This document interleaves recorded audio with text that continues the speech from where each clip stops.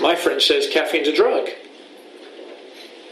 I said, oh, tell your friend, fuck you. I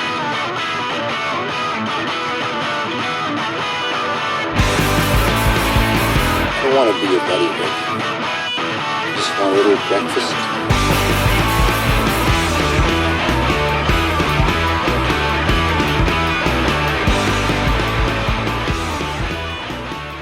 Hello and welcome to Breakfast Punks, a podcast about weird shit, DIY punk and trashy movies. Brought to you by Sham City Roasters and Deadbeat Donuts from Hastings. I'm Siobhan. And I'm Dave, and welcome to episode 25. On this episode we're going to be talking about Desolation Center, which was a series of guerrilla music and art performances which happened in Southern California in the early 1980s.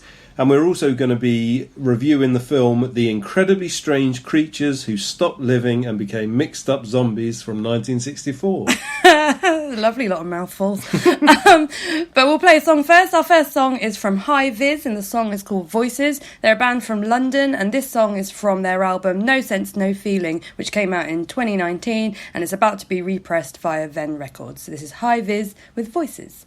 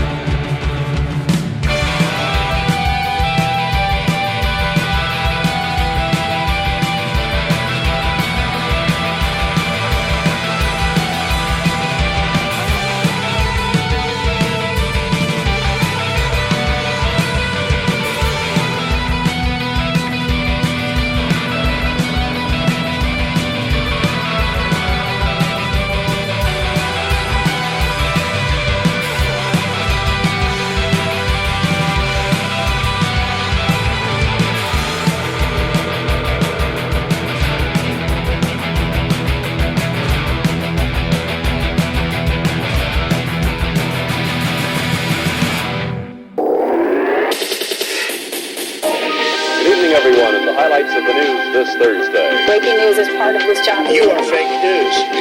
This is what's happening in your world tonight. It's fucking news. For my first news story, we go to Italy, where a dentist may face charges after trying to receive a COVID-19 vaccine in a fake arm.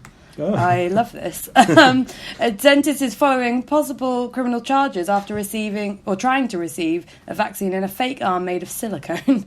A nurse in the northern city of Biella, I don't know, somewhere beautiful, said she could tell right away that something was off when the man presented the phony limb. Did he have both of his arms? Did he have two flesh arms?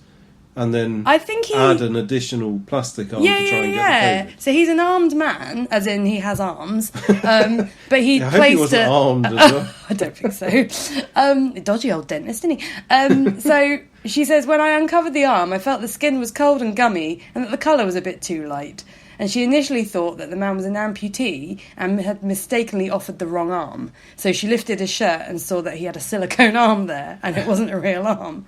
I mean, surely if you were a dentist, I appreciate that you deal with teeth and things, but you must have done enough anatomy training to know that a fake arm isn't really going to cut it with someone whose job is literally looking at arms. Just sticking needles in real arms. I know, what a muppet, what an actual muppet. So basically, in Italy, they're introducing this super health pass, which people need in order to go to restaurants, cinemas and theatres. A bit like a vaccination passport. Doesn't really exist anywhere else yet. And he'd already been suspended from work because he refused to be vaccinated. And so this was his trying to get vaccinated by just sneaking in a fake arm. I mean, God love him for trying, I think. No, it's pretty awful. I mean, a medical professional to not want to get vaccinated, I don't know, it baffles my mind. It is fucked up, isn't it? Bit. Yeah. I still work with quite a few people in the NHS who think that COVID is fake, and we have literally been dealing with people that have the vaccine. Maybe this is a good opportunity to introduce the fact that we've been on lockdown for the last almost 2 weeks. We're nearly out, aren't we?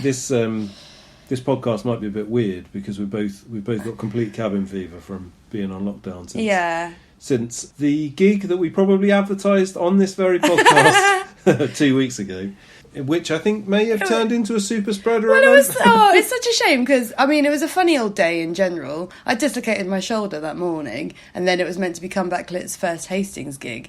We were like... Well, it was. Yeah, but like while I was laying there with my shoulder popped out and feeling a bit, not very good, I was like, nah, we've got to still do it. This will be fine. And we still did it. And the gig was so cool. And then 2 days later, bing, bing, bing, bing, bing. Yeah. All these positive results started. And turns out probably was the super spreader of the South. I mean, it's difficult Except to say. None of the Northerns got it. Yeah. I think in fairness, there was a bunch of gigs that happened around about that weekend that all seem to have had similar outcomes. Definitely. So I don't know if this is the... I keep wanting to call it Omnicorp. What is it? Omnicorp? Omnicorp. Well, it's called Omicron, but it keeps getting confused. There's there's like a late 90s, early 2000s R&B singer called Omarion. Oh, right. And the whole like Ian Watkins shit is happening to him because people keep thinking it's the Omarion virus. But he's probably on H from Step's Twitter account again, telling him that he's created COVID. Poor fucker. Well, this man, I think this man's trending for the first time in about 20, 30 years. No, he's probably quite happy about that. Yeah, I know, it's good. I remembered who he was, so... So, how have you found having COVID over the last 10 days or so? Review it in full. It's been a total joy.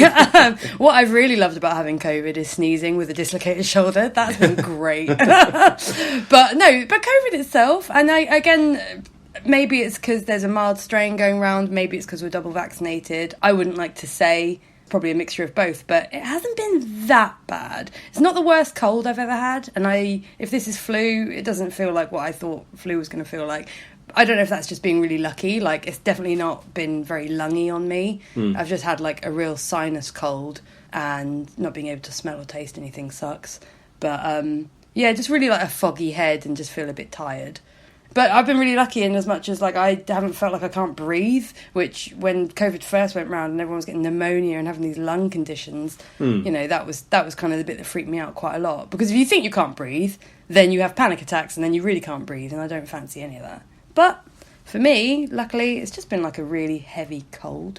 How about you? I think it's probably been the most ill I've been in as long as I can remember, but that isn't necessarily to say that I've been horribly unwell. I don't really get that. I don't really get ill that much. Yeah. And so I think that definitely at the beginning it was pretty shit. Yeah. I mean, it was like I think we've had completely opposite of like symptoms and stuff, because I don't think I've lost my smell or my taste or anything like that. But I was like, I really had what felt like proper flu, and I was like running hot and cold constantly. Yeah, you were all shivery and sweaty and like, yeah, I don't know, and just like, and I've had a headache for like 10 days. Yeah, that sucked. But yeah, I don't know. I mean, obviously, it could have definitely been a lot worse. I mean, not making any particular judgments one way or the other, but of all the people that we know that came to this gig, everybody who hadn't had the booster. Yeah. I think this is a bit simplistic. I don't think it's quite as simple as this, but more or less the people that have had the booster didn't get it. So is that not true? It's now not true because the two that had the booster, one of them does now have it. Oh, okay. But again, I still think all of these things mean that you get it less intensely. And again, yes, it's a mild strain going round, and anecdotally I've heard that this strain is taking over all the other strains at the minute, which maybe that's a good thing if it's mild, I don't know. Yeah, I don't but know. For better or worse, it's here, let's get vaccinated, and then maybe it isn't so bad, because everyone I know that's got it right now, no one's having the worst time. Loads of them are still working from home because they need the money, or they've been told that they need to carry on working if they can, and they're able to. So, you know, it's not the life-threatening condition of last year at the minute, and maybe that's because it's vaccinations, maybe it's because it's mild, I don't know, but why take the risk as far as I mean, I suppose it's a difficult one to talk about, because I suppose if you play devil's advocate, a denier would probably say, oh well, COVID was never that bad anyway, you were only going to get the flu, so there's no need for all of this. You've just got Bill Gates inside you.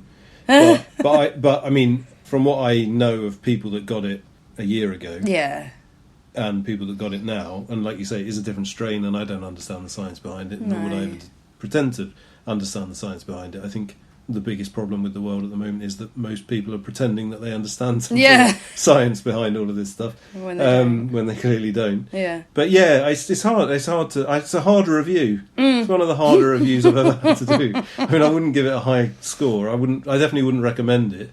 I mean, it's put me off. Obviously, like, it was lovely getting back to gigs and all of that stuff, and I'm not going to stop going or anything. But it has definitely made me think, we did get carried away with it being all nice. Yeah, and I suppose, so we've cancelled the gig, which I think we talked about last episode. We've cancelled the Culture Shock gig. Culture Shock gig. Yeah.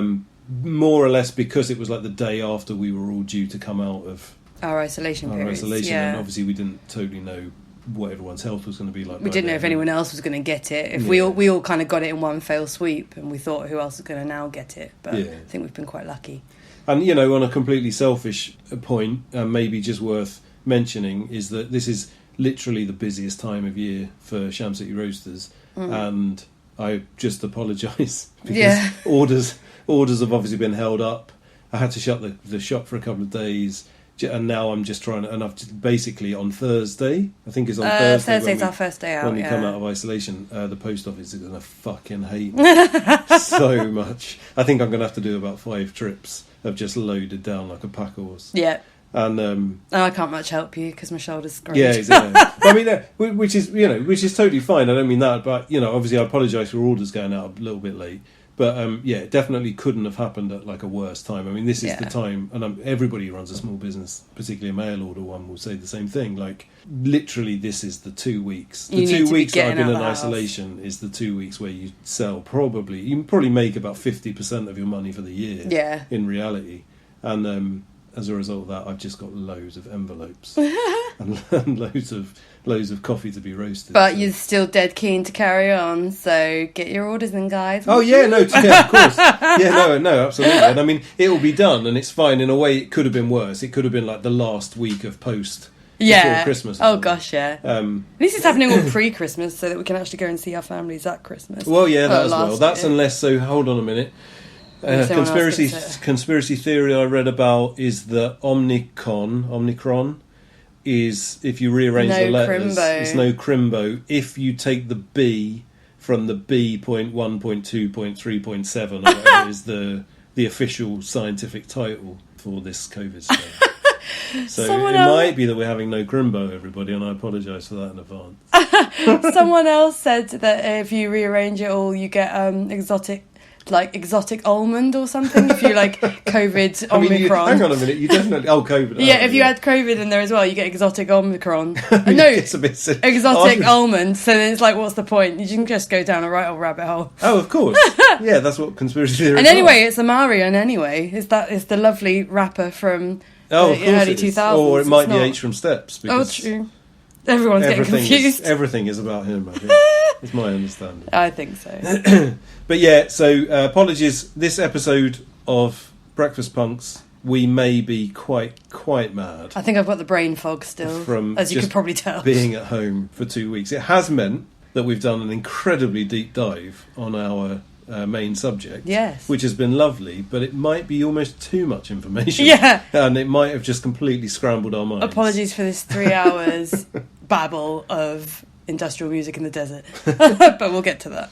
Well, talking about scrambled minds, Yes. I'm going to try and deal with a story which has blown mine. Oh.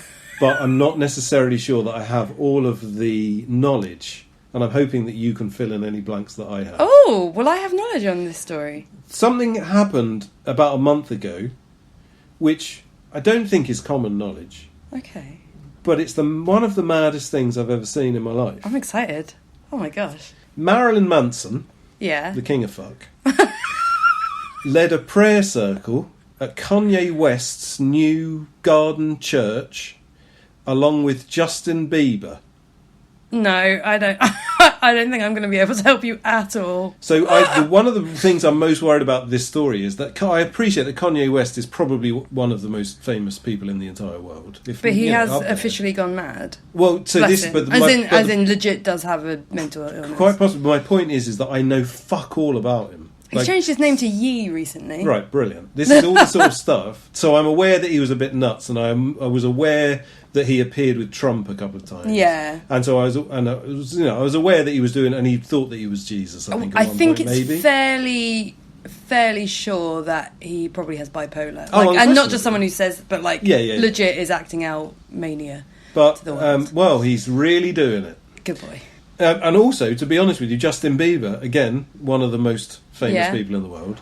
I don't really know anything about him I either. don't think, and actually. It struck me that I don't think I've ever heard a single song from either Justin Bieber or Kanye West. And I'm not even Really? kidding. There might. I feel like there's probably You've some definitely Kanye West heard songs. Kanye West songs. Well, you say that, but I genuinely don't think I have. Oh gosh, I really It's don't want to fine, we sing don't any. need you to sing. The point being that Kanye West appears to have started some sort of a church in his garden. Oh.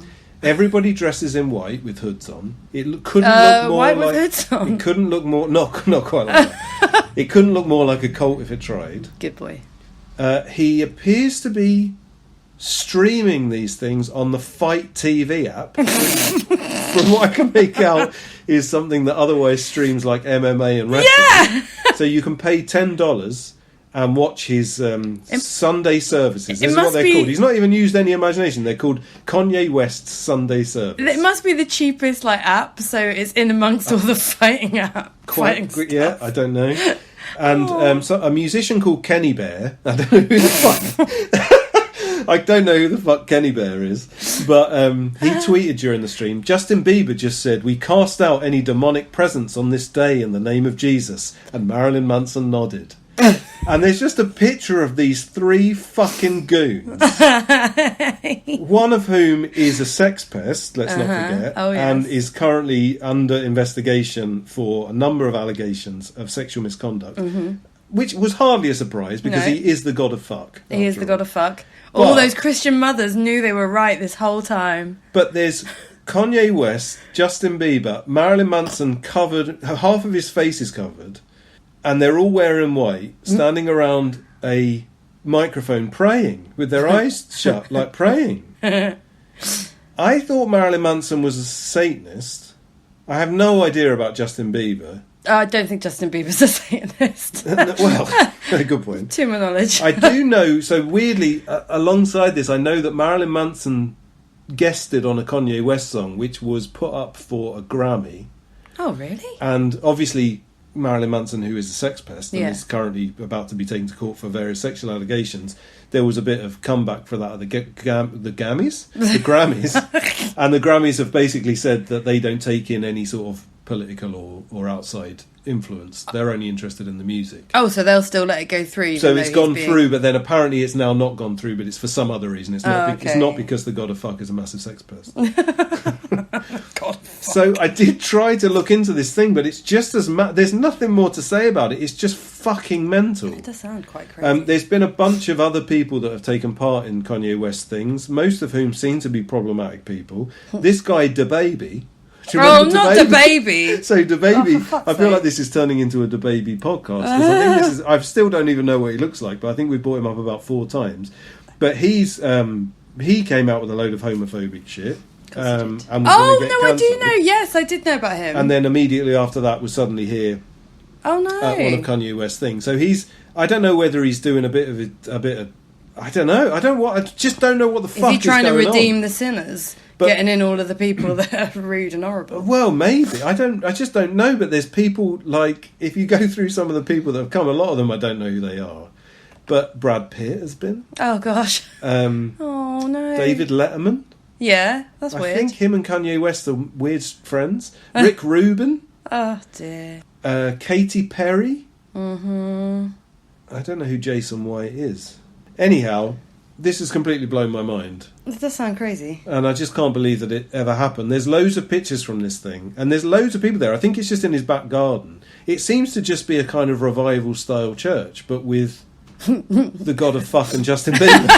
I don't know, it just blows my mind. So they're all wearing white, and every single one of them has just got a T-shirt that says, in more or less like Comic Sans, Sunday service on the back. Like, it's just, everything about it is weird. Nothing makes sense or adds up. I like it. And I don't like it, but I would just, if you like me, you've never heard of this, I would encourage you just to have a little peep. A little peep. I wonder if Lil Peep has been there. Who's Lil Peep? I don't know. There must be a Lil Peep. I think Lil Peep might be my name when I do the rap ones. I'm pretty sure there's a Lil Peep already. There'll be a Little Peep, won't there? What about a Little Peeper? Little Pooper? No, I don't know. Pooper. Well, here's a story about a hero of mine. No. The loudest burp record has been broken for the first time in over a decade. Is it Johnny Chestnut? You heard it right. No, it's never... Did he eat all those hot dogs and then...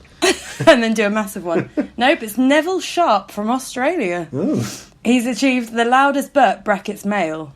So interesting. So that's interesting. You looked at me then. This won't come across on the podcast very well. You looked at me with a very competitive eyes at the idea that the female burp has not yet been. Either that or it's just not that good. Like, either it's... I think his burp's probably the loudest full stop, but it's interesting that it's written loudest burp brackets male, because I want to know what the female one is, I want to know if it's louder than the male, and if it's not, I want to do it. But anyway... It just feels extremely sexist to divide up loudest burps by gender. Yeah. Isn't it just a completely pointless... It is odd. It's not suggested in the title, but it is suggested down here. Anyway, his mighty burp... I like non-binary burps. Non-binary burps. It doesn't matter. I don't believe it matters what burp... I think burping is such a non-gendered, beautiful... It's a universal joy. It's a joy. And I don't know why we're... Anyway, I agree. But... Neville Sharp, who happens to be male, is the winner at the minute. Okay. His mighty burp was registered at 112.4 decibels when he recorded it in Darwin, North Australia. That's louder than the average electric drill or trombone. Fucking hell. Neville has stated that he is more than excited that he's finally broken the record. So he's been trying. He's not just been trying, but, I mean, he picked up the skill age 6, and he's been... honing the art of eructing on command ever since. Is that a thing? He was taught how to burp by his older sister Sandy. What the fuck? Who gets taught how to burp? I know. And then, not just taught. 45 years later, after learning, he decided to put his belching abilities to the test and attempt the official world record. And this was partly due to his wife, KP, who has coached Neville for over 10 years. In what, like Rocky? Insisting he attempt the record to show off his talent.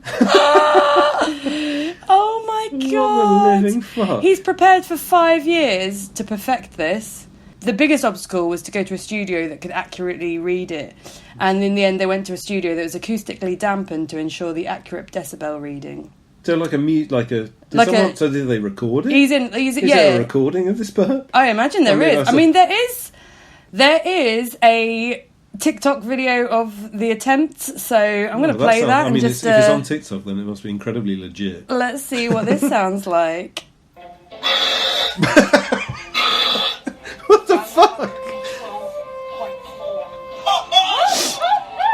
I like the little bit of music they put in the background there. What the fuck? Sounds like a zoo animal. He makes some real eye contact in the last one. Oh gosh, I hope there's a way of finding this so we can put it on the playlist. It's on TikTok, on the Guinness World Records TikTok profile, but my fucking life, they're definitely excited about it. I just like the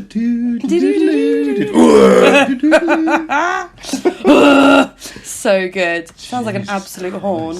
He says that his reason for attempting to break this record was to be a world record holder, but secondary because the world record has been held by an Englishman for 10 years. Does he not like? He doesn't like the English. Couldn't handle that. The Aussie couldn't handle it. Fuck's sake. Broke Paul Hunn's long-standing record of 109 that he set 12 years ago. So this is a racist burp. I mean, it's pretty. He's literally. It's like. So many world records are like this, but what is the fucking point in having the loudest burp? Do you know what I mean? With the sort of things that people put in bragging rights, something to put on your mantelpiece. I assume you get a little trophy. But well, if I had is anyone going around his house if he's making those sorts of fucking barnyard noises? I mean, Jesus. Oh, I love him. Neville Sharp, your ledge. Well, I wonder if that's the sort of sound that you might hear if you went to hell. Yeah? Shall we find out? What? Kathy McDaniel, who had a near-death experience 25 years ago, has been to hell. Of course she has. And it stank and there were piles of aborted babies. Sorry. So 25 years ago, Kathy McDaniels was put into an induced coma and because she was suffering from lung failure. And she was left there for 3 weeks in a drug-induced coma. It makes it sound like she'd done heroin, but it wasn't. No. She was in hospital. Yeah. Whilst there, she encountered tormenting demons, aborted babies, and she was even abused by a group of men who told her they had AIDS. I probably shouldn't say that in quite such a happy way. She then described, but don't worry, she then described bursting into heaven, which was like bliss like no other. And, thankfully, she's published a book about it called Misfit in Hell to Heaven Expat. Kathy could not look more like a Karen if she tried. She's now 75. Her memoir, she's written a memoir based on her 3 weeks in hell. But she starts by tracing her family history, which is mostly British with a bit of Irish. Oh, good. And then, but it goes up to a near-death experience in 2000, so that she can continue sharing heaven's message, and then no one needs to go to hell with all the aborted babies. With all the aborted babies. She wasn't just off her tits on whatever drugs they gave her to knock her out. well, yes. Yes, she was. Yes. So, are you ready? Yeah. She was put out. Yeah. She woke up in darkness. Then she saw a reddish glow. It got kind of misty and foggy and warm. Something smelled bad. And then I started hearing these little moans and shrieks in the background as it got lighter. I thought, this can't be good. And then all of a sudden this voice booms out saying, "Do you know where you are?"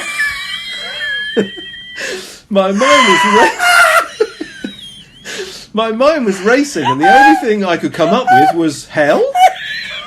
And this horrible laugh came back to me. Yes. So I turned and I ran into the darkness. Poor Kathy. I love that they let you know where you are. But then she kept jumping into different scenarios, and each one was scarier than the last. One of the worst involved being in a hallway with a demon who told her that she needed to grab what was behind one door and take it to the next. He stood there with his arms crossed across his chest and pointed. I went into this room and there were all these gurneys with women lying on them, and they all had gowns over them and their legs were sprawled. There were people on stools sitting in front of them, going between their legs. All of a sudden this doctor raises his hands, it's all bloody and stuff, and he says, "Get over here." They were doing abortions. So he takes this poor little desecrated baby and what was left of it and put it in my arms. I was completely shocked. I'm a pro-lifer after all. No. Yes, a surprise, What? isn't it? The demon told her to take the baby out into the other room. She added it was like a huge Costco warehouse, and there were piles and piles of these aborted babies. It was too horrendous for me, and I couldn't stand it. I put this little thing down and went back to the hall, and he said, "Get back in there." "I'm not going back. I'm not doing that." And he just smiled and said, "You're asking for something worse?" I mean, this goes on for a long time. God. So this scenario felt like it went on for 2 years, but don't worry, she claims that the never-ending torture ended shortly afterwards when she started defiantly singing Christmas carols. And then all of a sudden she burst into heaven. Bursted. It was like swimming in love. Everything you can think of that's wonderful, times a million. I was so happy that everything had happened before, and I was just in the bliss of happiness. And then basically she saw her mate who just died of leukemia. He said, "Oh, don't worry, you don't need to come to heaven yet." And then she suddenly woke up and she was back in hospital. Wow. And she spent the rest of her life telling everyone about the good Lord Jesus Christ. Oh, God. And she does leave it with a last message. I don't have much to say about this. I think you've said it all, if we're honest. But she does look forward to her return to heaven. Oh, I good. won't lie. I look forward to it. I look forward to it too. But she's going to spread her message that we can create our own reality. She explained the bottom line is we make our own hell. I learnt just from that short stint in heaven that God is all loving and all forgiving, period. So she's just released this book. It's available on Amazon. I'm not going to lie, it looks surprisingly professional and like it's properly been published by somebody. Oh, gosh. Which is rather sad. I imagine there's a I big don't wanna- community behind this with money if she's pro-life and she's just been to hell. There's loads of people. Well, I mean, churches have a lot of money, don't they? And I Yes. suppose Christian publishing houses have a lot of money. Yeah. The thing, I've been thinking about this quite a lot. I don't want to turn this into a suddenly serious thing. Oh, yeah. But having done a bit of I might have mentioned this on the podcast before, but I'm not sure. Recently I've done quite a big deep dive into QAnon and a lot of the crazy shit that goes on around there. And one of the big questions about things like that is and Flat Earth is the same. When people are interviewed or discuss a subject in which they're so obviously lying and they so obviously know that what they are saying is not true. Yeah. And what a strange experience it is when they're enabled, when they're given the opportunity to kind of lie with impunity. I suppose the obvious example of that is Donald Trump. If you're allowed to just say whatever the fuck you want, and it's no one interesting really because I question you think on we it. live in a world, quite rightly, and this is a really positive thing in a lot of ways. We live in a world where we tend to say, if someone says, "Oh, this happened to me," you don't question it. You say, "Well, that's that person's truth," Yeah. or why would someone lie about this sort of thing? And of course, that's brilliant in so many ways when you're talking about a lot of things that people used to get questioned on and stuff. But it's quite an interesting experience when you know someone is lying. And like I say, I listened to an interview with one of the main guys who's behind Flat Earth, Mark someone, I can't remember his name.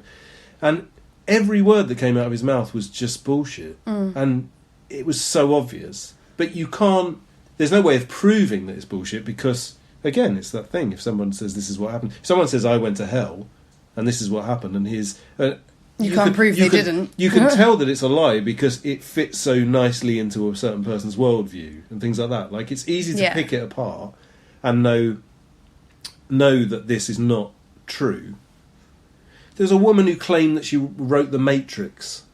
Oh, yeah. And she claimed that she'd taken the studio that made The Matrix to court, and she'd won £1 billion because she proved that she had written The Matrix and that it was totally ripped off, right? Yeah. But that one of the things in the court case was that no one was allowed to know about it. So she was given £1 billion because she had written The Matrix, but she couldn't tell wasn't. Well, she could tell people, but they couldn't acknowledge it. So therefore, she now goes around, and there's like proper conspiracy theories. It's quite an interesting conspiracy theory about how this woman just wrote The Matrix in like the 80s, and I think she also claims to have written The Terminator as well. And the thing is there's no way of proving that there's no absolute way of proving that this court case didn't happen, right? But of course it didn't happen. And like there's so many things, things like which she self-publishes loads of books, and she does it in this really rinky-dink way where it's like, but if she had £1 billion, she could release her book, The Matrix, and get it in every shop in the world. Exactly.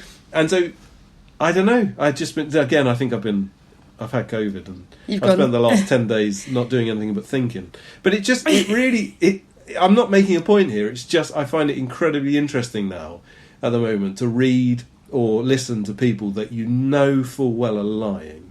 Or, things from the past where it's turned out. Politicians. Politicians is probably the best example of this. When things have been proved to be completely untrue, and you go back and watch a interview with them 10 years ago. Yeah. And they're swearing blind it's true. And the thing is, and this is where it gets a bit murky, is that this is where conspiracy theories come from. Because if I sit here and say, oh, that thing that Boris Johnson said, he's clearly lying through his teeth, and actually this is fake, then you start falling into that same realm. You're the one that's saying this is fake news.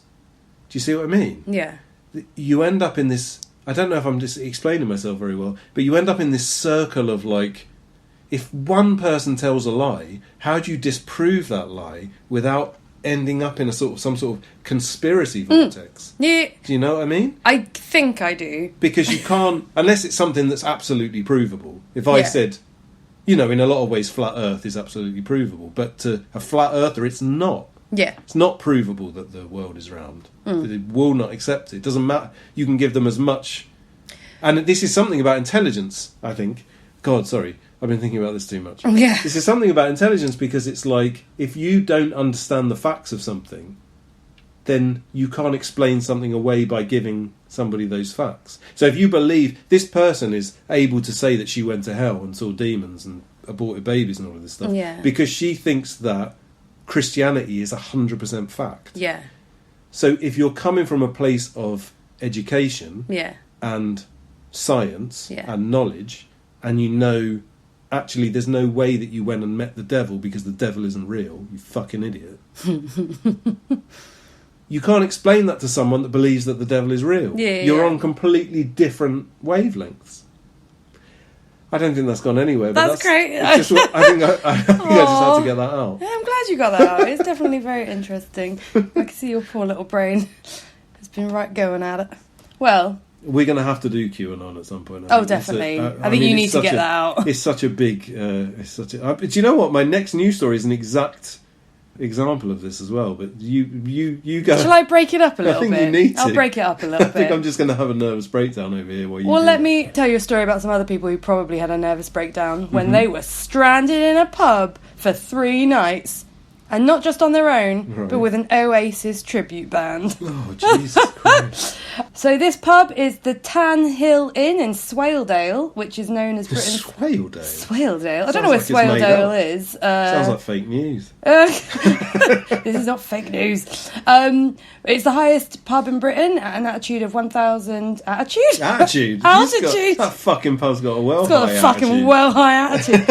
Altitude of 1,732 feet above sea level. And 3 of the roads leading to the business were blocked by snowdrifts or power lines. So they all got stuck in there. They weren't affected by the downed power line, and they were well stocked with fuel, food and beverages. So basically it was a 3-day lock-in, apart from one man who was undergoing dialysis treatment. That's not funny at all. But he got evacuated by a mountain rescue team. Well, and they left the rest of them there. But there's 60 people. Oh, fuck, So right. there were 60 people stuck in this pub, and they just said, I'm real sorry, but the rest of you are going to have to stay. And some of the pub visitors said had gone there intending to camp outside. Right. So maybe they were planning, because I think it might be quite out of the way. Yeah. So most of the people had gone there planning to maybe stay the weekend anyway, so maybe it's not that bad. So these people would have been big Oasis fans then. Because they must have gone there specifically for this band. For this Oasis. So I've heard of them. Aren't they like the main Oasis tribute Maybe, band? I don't know. But anyway, they all got stuck there. But with loads of food, loads of drink. And basically they had extra sets from Oasis. And they played games, karaoke, and had Christmas carol sing-alongs. God, can you imagine when Oasis start breaking out the B-sides? On their like 5th hour of... Fuck. Are they all dressed up as well? Oh, well, they would have been, Oasis have only got one set of clothes, so and they've got to just dress as Oasis. Some of the people that have planned to be there maybe have a change of clothes. But yeah, they would have had to just... I imagine they may have a spare pair of jeans. I don't know. I don't know how far they've come to go there. But I love it. I love the idea that everyone's stuck indoors. I mean, it sounds amazing, except for the... I mean, I suppose it would be good if it's a band that you've all gone to see, no matter what it is, no matter what my opinion might be of them. But that does sound brilliant. It does sound quite lovely, really. Did they get pissed up? Does they it just say? carried Did on. they just they just had a 3-day bender? Yeah, basically a 3-day lock-in. Fucking get rid of the one with dialysis and get on it. yeah. All right, Rob, you've got to go. We can't risk you being I bet when that helicopter turned up, they were like, "We can actually take another 10 people," and they're like, "Nah, man, no." Poor Rob's like, "I want to day. He's getting carted away on the helicopter. Just as an Oasis kick into Champagne Supernova. They're all waving him off. I love it. I think actually it's quite a brilliant story. What a way to go. Well, I'm just going to go right back to what I was talking about before. Yeah, so straight back to that. Sorry, it's the only news story I've got to finish off with. I'm going back to my old friend Dr. Michael Sala. I can't remember what he is. Exopolitics Today. Oh, yeah. This is the man who's discovered all these various people that have gone to space. Yes. And is dealing with the issues about the Galactic Federation, Of who course. are currently meeting on the moons of Jupiter. Yep. Including Ganymede. Who's going to... You can't just drop in Ganymede. Well, we'll get to Ganymede in a second, because a US Army soldier has blown the whistle on secret missions to Ganymede and the moon. Oh, my God. A soldier called JP, who served for almost 2 years in the US Army, has come forward to give his first interview discussing secret military missions by an international space coalition to the moon Hey. and other locations in the solar system. And I just thought that this was one of the loveliest / most depressing interviews I've ever heard in my life. So I'm just going to play it. Okay. I just started now recapping of what happened over there and how many friends and how many cool people I met over there in the Moon Ganymede.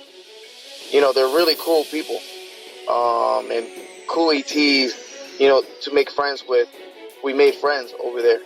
And, I just wish people on Earth understand how many nice different ETs and cultures there is out there working together. So his first interview to really blow the whistle is just like, made some really good oh friends. Gosh, man, like everyone is so nice in the Galactic Federation. I just really want to let you know that I made some really good ET friends. Real nice ET friends. Everyone just needs to know how nice they are. So I mean, I'm not going to go on about it again, but this does bring up exactly the same point of this guy is claiming, and keeping in mind that Dr. Michael Sala says that he's known JP since 2008, and he believes that he is a sincere and credible witness. Now, there's so many weird things about this. If he's been in the US Army for 2 years, 2008 is what, 13 or almost 14 years ago. So unless he knew him when he was a kid from 2008, do you know what I mean? Like, actually, if he's only been in the army for 2 years, he wouldn't have signed up when he was in his 30s, probably. Yeah, I don't think you can sign up. I hear for what the you're army saying. in You're your young 30s. when you sign up. Yeah, no, you must So be right. there's something about that doesn't quite add up, but well, that's not the only thing that doesn't I don't think add it up necessarily here. doesn't add up, because imagine if you're like a small child and you're like dad's friend is this mental person who believes the Galactic Federation's coming. Yes. And if you're when I say interfered with, I mean like your brain, you know, he's telling you all these weird stories as a kid and you grow up thinking that they're true. And now all you need to do, I mean, just imagine how sad this person's life is, because again, keeping in mind that none of this is true, I very much doubt he's even in the US Army. This is just some dude who's claiming Scouts. I mean, and obviously, you know, he sounds everything about that little clip of interview and everything about what he says. This guy's obviously mentally unwell, and I'm not really mocking him for that. But it's just incredible how factual he presents his lies in such a way that is so sad. No, but also his lies aren't very good. He keeps saying over there, which has I to- guess is how like army people say, like if you've come Somewhere back else. from Afghanistan or Yeah. something, you say, oh, when we were over there it was really hard or whatever. He's obviously picked that up as a kind of bit of army slang. Yeah. But he's talking about the fucking moon. You don't say over there about the moon. That doesn't make any sense. But I also love that people are going to doubt you, so you'd want to come pumped with facts. And just saying I've made loads of friends over and over again probably isn't going to help your cause. One of the facts that he really failed on, I don't know if you noticed this, but he didn't say Ganymede, he said Ganymede. so he hasn't got many facts straight. This is another one. Any facts straight, if we're honest. But this is another one, I feel like we might have talked about this before. It's like, I mean, admittedly, I suppose the fact that he's in the army is specific to the story as well. But often with these stories, they present these things like, oh, well, this guy's in the US Army, so of course he's telling the truth. And it's that thing, we've talked about this before, where it's like, well, this person's a nurse, so of course they're telling the truth. And when you read that written down, if you're not a nurse, you sort of think, oh, wow, yeah, this is definitely a credible witness, person. yeah. I know a lot of nurses, and have known a lot of nurses for a very long time. Yeah. Trust me, if one of them saying they went to the fucking moon and made some friends, I'm not taking their word for it by any means whatsoever. Oh my gosh. I love it. So yeah, that's poor little JP who's made some friends on the moon, and that's his story, and he's sticking to it. Well, he doesn't need to stick to it because he's got this fucking prick there who's so enabling him, saying, "Oh wow, yeah, wow, what was it like when you went to the moons of Jupiter?" Oh, it's all right. I made loads of friends. You know where you can make loads of friends? Yeah. If you go to the moons of Norfolk. Yay!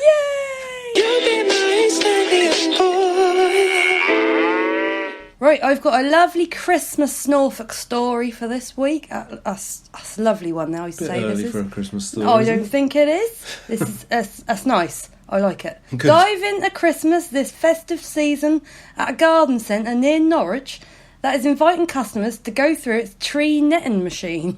What? Oh.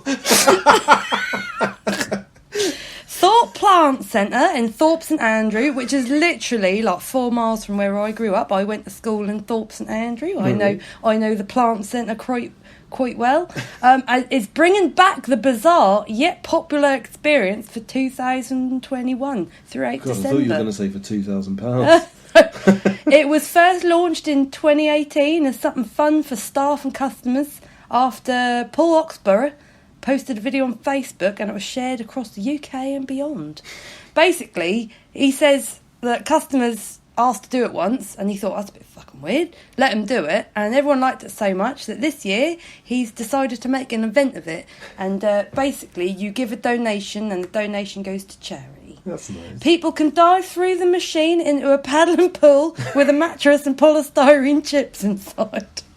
Well, this year we've tried to make it a little more fun and interesting, and it's under a gazebo with Christmas lights, and we've also invested in a snow machine. Oh my And there's a Christ. lovely video of it, and if there's any way of getting this video on the YouTube channel, then we will, because it's a real delight. There's a picture of the paddling pool and it looks very shabby with some crappy lights. You go through the machine, you just get burst into this little paddling pool.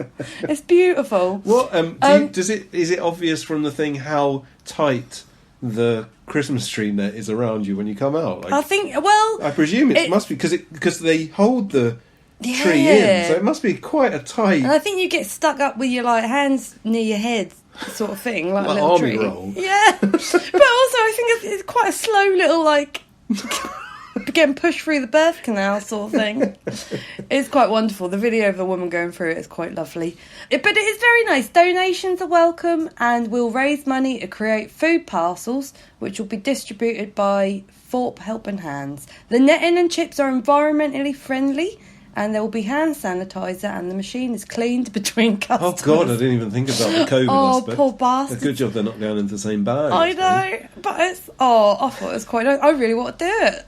It sounds stupid. It's one of them stupid things that I reckon they put a video up saying, look at these fucking knobs going through our Christmas tree machine, and everyone went, "Oh, fucking do that!" And now I can't believe it's an attraction. Oh, come on! And it's If in the this news. if this was up the road, we would 100% be there. Well, I can't put my hand above my head. Oh, yeah, at the that's true. You minute, might so not be there. I can't fucking do it. But that's lovely. Well, that's Thorpe Plant Centre. If you're in Norwich, which some of our listeners are from the Norfolk area, go pop down and get yourself in a Go through the bag machine. Go through the netting machine. The article is called Tremendous. Fancy getting wrapped up like a Christmas tree. But, if I'd opened with that, you wouldn't know what I was talking about. so I didn't start there. Oh, I think that's lovely. That's a nice slow burn of a story. That's a nice story. Right, before we finish the news, Yes. we need to make an announcement. Well, that sounded much more serious than it was. It did didn't sound serious, but it's fine. It's given me a chance to work off the Norfolk slightly. Very So good. it's all good.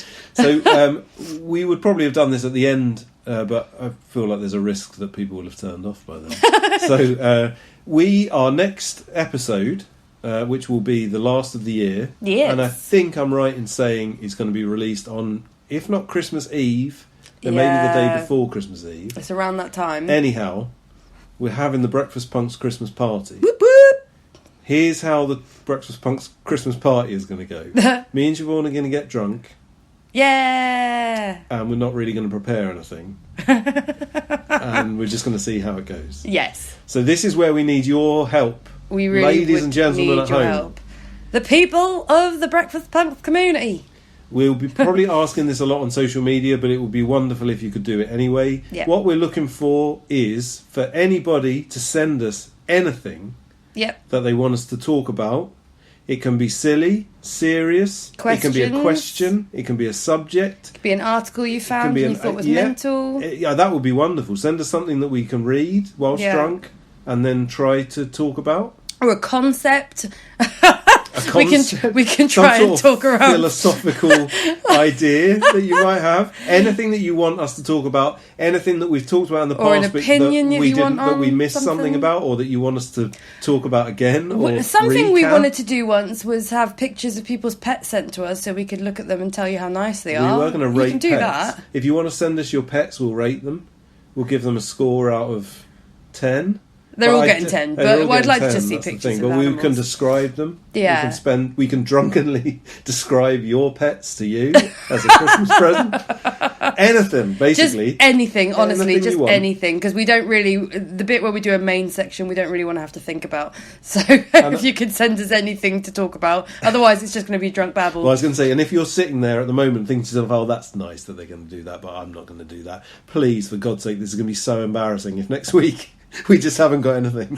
So we're skipping through we this asked bit. everybody to send stuff. We didn't get anything, so we're just... So here's the film. Bye! What the fuck are we going to talk about? So, yeah. So, yes, please send us things. shamcityroasters@gmail.com, at Breakfast Punks Podcast on Instagram. Yeah. We'll be putting stuff up on our personal Facebook pages, I guess. Yeah, we're you going to can flood probably- social media a bit. and on all, just come at us in some Come at way us. that you possibly can.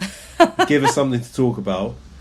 We are going to generally keep the episode kind of the same, so by the time we get to reviewing the film, we might be absolutely wankered. Can't wait. If you listen to our Lord of the Tins episode, you might have some idea of what that's going to sound like, although, to be honest, I can't remember what that sounded like. I remember drinking It seemed like upside down and putting my hair in some mayonnaise. So This is what we're looking at next episode. I can't wait. It should be fun. Yeah. So, yes. that was please. our most poorly rated episode we've ever done. Ah, no. So this is going to be great. Not. The Time Cop episode's absolutely... Oh, true. Knock true, it out true, of the water. Yeah.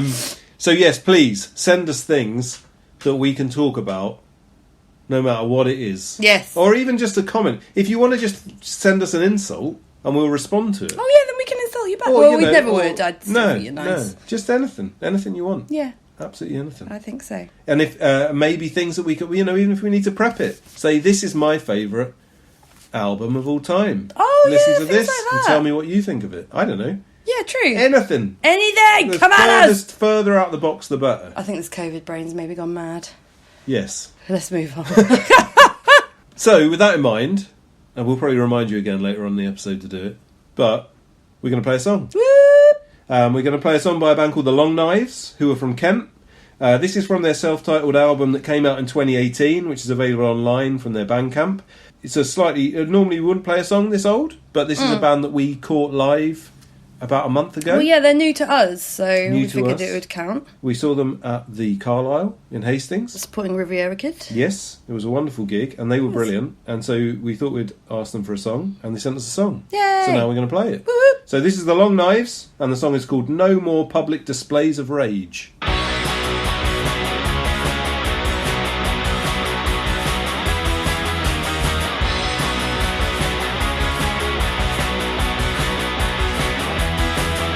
Well, every American has the right to bear arms, and every white male is immune to Islam. There's a million reasons to steer your golden ship when someone buys rounds. Let's rip on the strip. Crooked cops cruising dump spots, strung out spinsters losing limbs to insulin, gangs screaming fuck the police, 12-year-old hustlers trying to provide for their families to eat. No more public displays of rage. No more public displays of rage. No more public displays of rage. No more public displays displays on rage.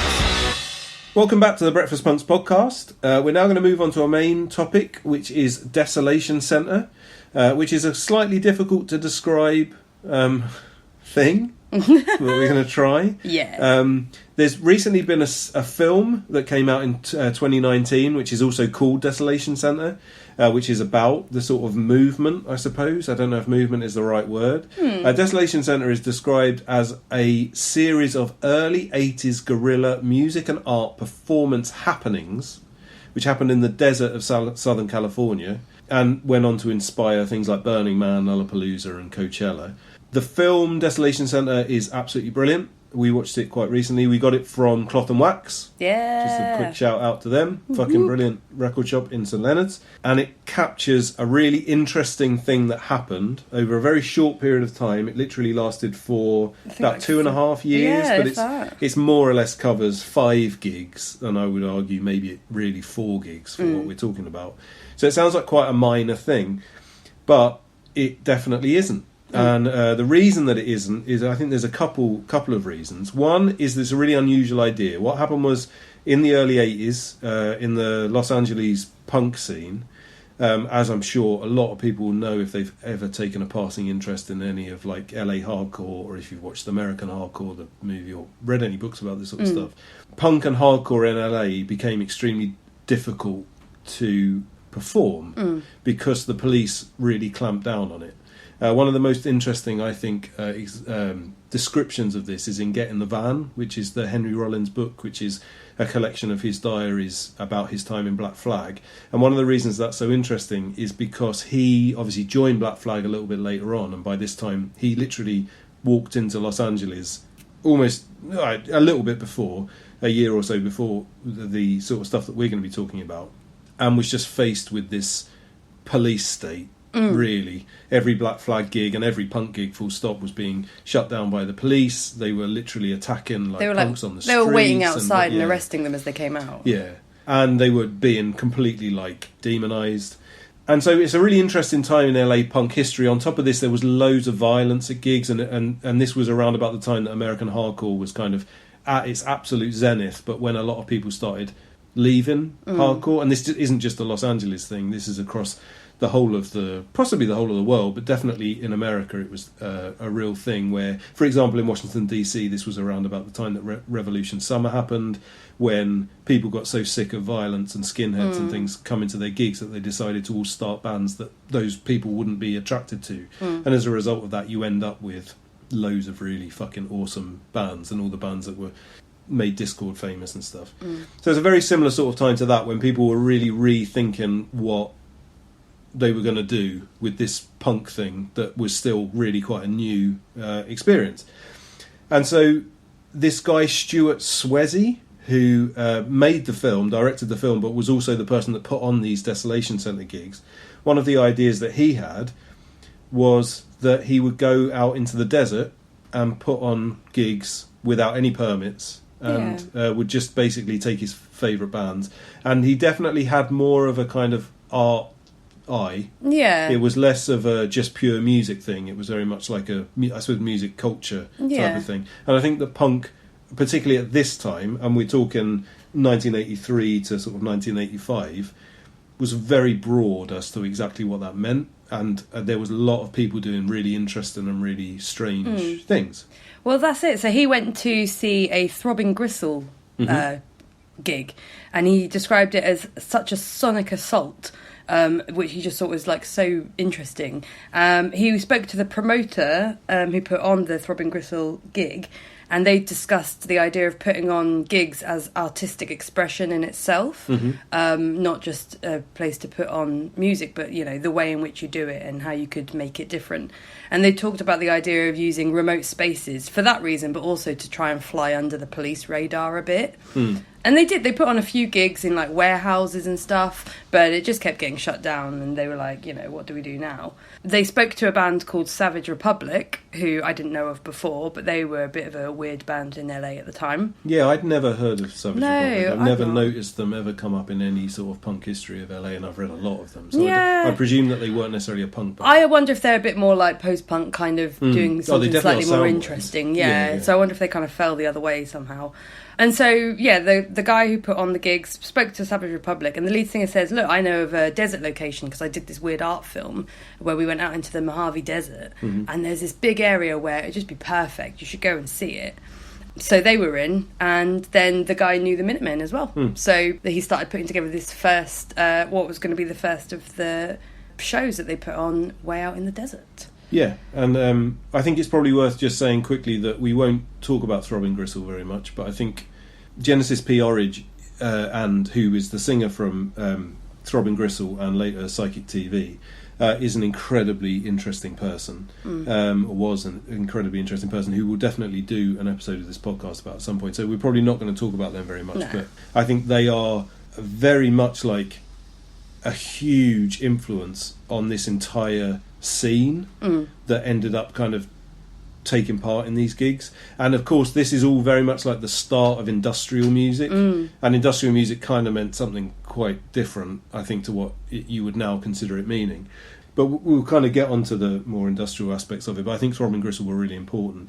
I mean, also we talked about the Minutemen before on this podcast, Briefly. one of both of our favourite bands probably, and just an incredibly interesting group of people. They didn't last long enough. Their singer Dee Boone passed away, but they made some of the most interesting punk, if you could call it punk, music. But they existed at a time, like they were on Black Flag's record label SST. They played gigs with loads of punk bands, and they were just one of the examples, probably along with people like Husker Du, of people that were just taking the mechanics of punk and DIY but doing something completely fucking different. And I think, again, they're another band who, whilst sonically are probably quite different to a lot of the other stuff that we're going to be talking about in this episode, I think culturally pretty much sum up what this was, you know, a completely DIY punk band who played fuck knows what, jazzy, funky, weird, you know, minute long blasts of really deep philosophy and political, but then also sounds a bit like, I don't know, like the kind of weird dad rock that was around at the time as well. Totally. Like they're so influenced by all of that kind of like country kind of, I don't know, like Blue Oyster Cult kind of style.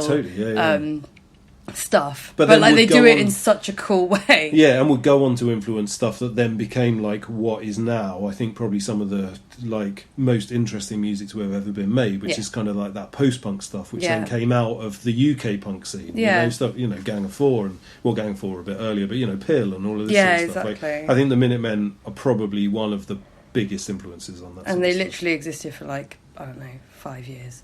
Yeah. It's crazy. Yeah. And they were so young. But anyway, we don't really have much else to add for them. Well, Mike Watt is an incredibly lovely person. So Mike Watt is the bass player. He's still playing actively, still does loads of stuff, mostly under his own name, but he keeps joining other bands. He played with the Stooges for a bit when they reformed, and he's done loads of different stuff. And he was in a band called Firehose. I was about to say, he was in that amazing band. Firehose are absolutely fucking incredible. They're so good. I think I actually might prefer Firehose to Minutemen. I mean, I know that's completely absurd. Sacrilege. But for me, personally, I just think they're a great band. I think they kind of carried on where maybe Minutemen could have gone, but we'll never know. Yeah, you know what I mean? Like it's similar, but it's... Well, I think as well, it probably changed a lot because Dee Boone was definitely the creative force behind the Minutemen, and I suppose it left Mike Watt, who was very creative. Yeah, and his Minutemen songs are amazing. Yeah. And of course, Georgie, the drummer, was also in Firehose, so it was Minutemen with another guy, but it was it was just different. Just different. But yeah, so they went out and played this gig in the Mojave Desert, and it's really interesting how they did it. One of the really interesting things about this story is how so no one knew where they were going. Yeah. They hired a bunch of like school buses because it was a Saturday, so I guess the school buses weren't being used to take people to school. But they were like official things. They had proper drivers. Like I don't know why that there was something about that really blew my mind. These people that were obviously just like the people that drive the school bus, but could be hired, turned up in downtown LA one day, and a load of the weirdest fucking punk rockers at like 12 o'clock in the afternoon all got on their buses and they went out to the desert, and then they had to they must have watched this stay there, constantly. yeah. Well, that's the other thing that all the people that are interviewed in this documentary say, which I think is really interesting, is that all of these guys would have known each other via the punk scene. Like, it was a really small scene in Hollywood at the time, and in LA generally. But they'd never seen each other in the daylight. Yeah. So then they were like all hanging around nervously by school buses with their like mental hair and their funny ripped up outfits. And they were just like, oh my gosh, hi. Like, actually they get to see each other properly. And they just said it was so cool because it was like going on a school trip. You go on those buses with all your mates, usually to go and see a museum or go on a field trip. And they're like excitedly with beers in their pockets going out to the desert. And they don't really know. And no one knows how it's going to go or what it's going to be. It's not been done before, and it's just so exciting. But they said that, like, by the fact that the drivers were just school drivers, they were like, keep all of your drugs and your alcohol below the window, and then they won't be able to see it. Well, because they'd been to church. I think they'd drop people at church that morning, and then they'd come out to drive people out to the desert, and quite a way, so 3 hours out of LA they had to drive to go to this absolutely middle of nowhere bit of desert. They had to take all their own gear, and they had a sound man that sounds like he did everyone, so he kind of brought all the amps and the mixing boards and stuff. And literally just like one generator. I mean, it was just completely DIY, like rinky-dink set up, you know. And it's just perfect. And so this first gig is just Minutemen and Savage Republic playing out in the desert. They hadn't contended for the wind, so they realised halfway through they had to put the buses behind the band to try and stop the wind blowing the sand at them. And it meant that anyone watching the band, you didn't really take in the environment so much. But, you know, you only had to look sideways to realise, Christ, I'm in the middle of nowhere. But as well, like the pictures of it, and there's a bit of film. I mean, most of the gigs are quite well documented from the time, but there's the pictures, just quickly going back one step, the pictures of all those people getting on the school buses and stuff who are just like proper early 80s LA punks in all of their sort of glamour and wonder, like those pictures are just beautiful. It's so just good. A wonderful document of these really crazy people that were just it's just so wonderful. lovely. But also when you look at the pictures and the video of the actual gig itself, they're literally, you almost can't, it's just a completely flat. There's like mountains around the edge. But where they go is just this massive like plain of desert. And especially that first gig, they really just go to the middle of a flat area. Which I guess is why the wind was such a problem. And obviously this is a classic thing where they probably just didn't think of that. No. Because it's totally DIY and they're just kids and they they had to put like socks over the microphone, and D Boon, Mike Watts being interviewed and saying D Boon had like contact lenses in and therefore he was getting so irritated by the sand, he had to wear like sunglasses with a bandana right down to his sunglasses to just try and stop the sand getting in. But you know, they still played and it was still amazing, and everyone who went there was like, this is the best thing ever. And that's one of the other, I think one of the really cool things about this is that when you look at how many people were actually there, it's really not that many. But they all went on to do like no, of course. And one of the interesting things about the films is that loads of the people who were interviewed in the films that were just like people that went there are people like fucking Perry Farrell, who you know was in Jane's Addiction and ended up making Lollapalooza. The guy that started Coachella was there. Chuck Dukowski goes. Of course, I think all of Black Flag are there. This guy Ron Athay is interviewed as just someone who went there, and this guy is just like a really interesting person of himself. I'm not really sure how to describe him. He's an HIV positive artist who does a lot of blood work, or did. Probably, I don't know what he does now, to be honest. He also makes a lot of films. He was in some really awesome, there's a queer filmmaker called Bruce LaBruce who made this awesome film called Hustler White, which he plays a part in. And just like, this guy is just a really interesting person that did loads of like, I don't know how you would describe his art. He just like cut himself to bits, basically. A lot of body modification, but not modification as such. And he played a big part in like the modern primitive movement, which is another thing that we'll probably have to do a whole podcast on itself about. But it's just really interesting that this guy that I didn't really know that he was a punk or that he had anything to do with punk. And he's there. He's just gone on to do all of this other really interesting stuff. He just pops up as this kind of interviewee, and like I say, Perry Farrell pops up as an interviewee, and I don't know. It must have just been 60 people or something went into the desert, and obviously it's one of those things that's like it's just like super influential on their lives, I suppose, and it would be. And it again, it's like it's just a nice idea that like such a small event is such a big deal. And another thing that's kind of crazy is that there's nothing really documented, apart from this film now existing, there wasn't really much documented about it, because all of these, we'll go on to talk about the other bands that were there, but there's so many big and influential bands that when you read their, like, histories that are online or available elsewhere, this doesn't really get mentioned. And it feels like, but every band that is interviewed kind of describes it as this, like, transformative, amazing event. But it is just kind of this thing that just happened, and everyone who was there went on to do amazing things, but unless you were there, it doesn't. I guess they don't really talk about this so much. I think it's probably because financially and business-wise and kind of like mainstream. Yeah, this was just a nothing. This is a nothing event. Yeah, isn't it? It was neither successful or unsuccessful. It wasn't anything. Yeah, wasn't it? But it just happened. But that's where the really important things often happen. Yeah. So it's like the Beatles at Shea Stadium is remembered forever because loads and loads of people were there and everyone watched it on telly and it was like a success. Whereas this is completely the opposite of that. Yeah. It's just literally a bunch of people just happened. fucking doing something weird. Yeah. And so therefore it's only influential on their lives. Yeah. It's influential on their time. It's not influential on the culture as a whole necessarily. Yeah. Although of course it does end up it does, being. Well, we'll see. Yeah. Well. So anyway, so they do that first event in the Mojave Desert, and the promoter Stuart Svezi, he quits his job and he goes backpacking in Europe, and he ends up in Berlin, where he sees this lovely way of living where people aren't so bothered about their jobs. He says something like, it's not about what you do for a living, it's what you do with your life sort of attitude. And whilst he's there, he meets Einstürzend Neubauten.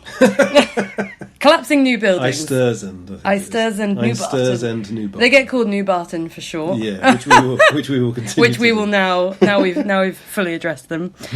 He meets them and he goes to see their show. And if you haven't seen them before, which I had heard of them, but I'd never seen them before. So I'd never heard them. Had you not? I'd heard of them, but I'd never heard. Yeah, I had no idea what they were like. I knew vaguely that they were industrial, for whatever that meant at the time, which it didn't mean anything at the time. That's a really interesting thing. Yeah. I presume they were industrial in the context of industrial like as I understand them, i.e. electronics. Yeah. But they're not. They're industrial for the real brute word. They hit metal. They use chainsaws elements, and they hit metal and they set fire to their stage and they drill through the floors of their stage. But that's their percussion. So like they use all of those noises. They mic up all of these noises to make their music.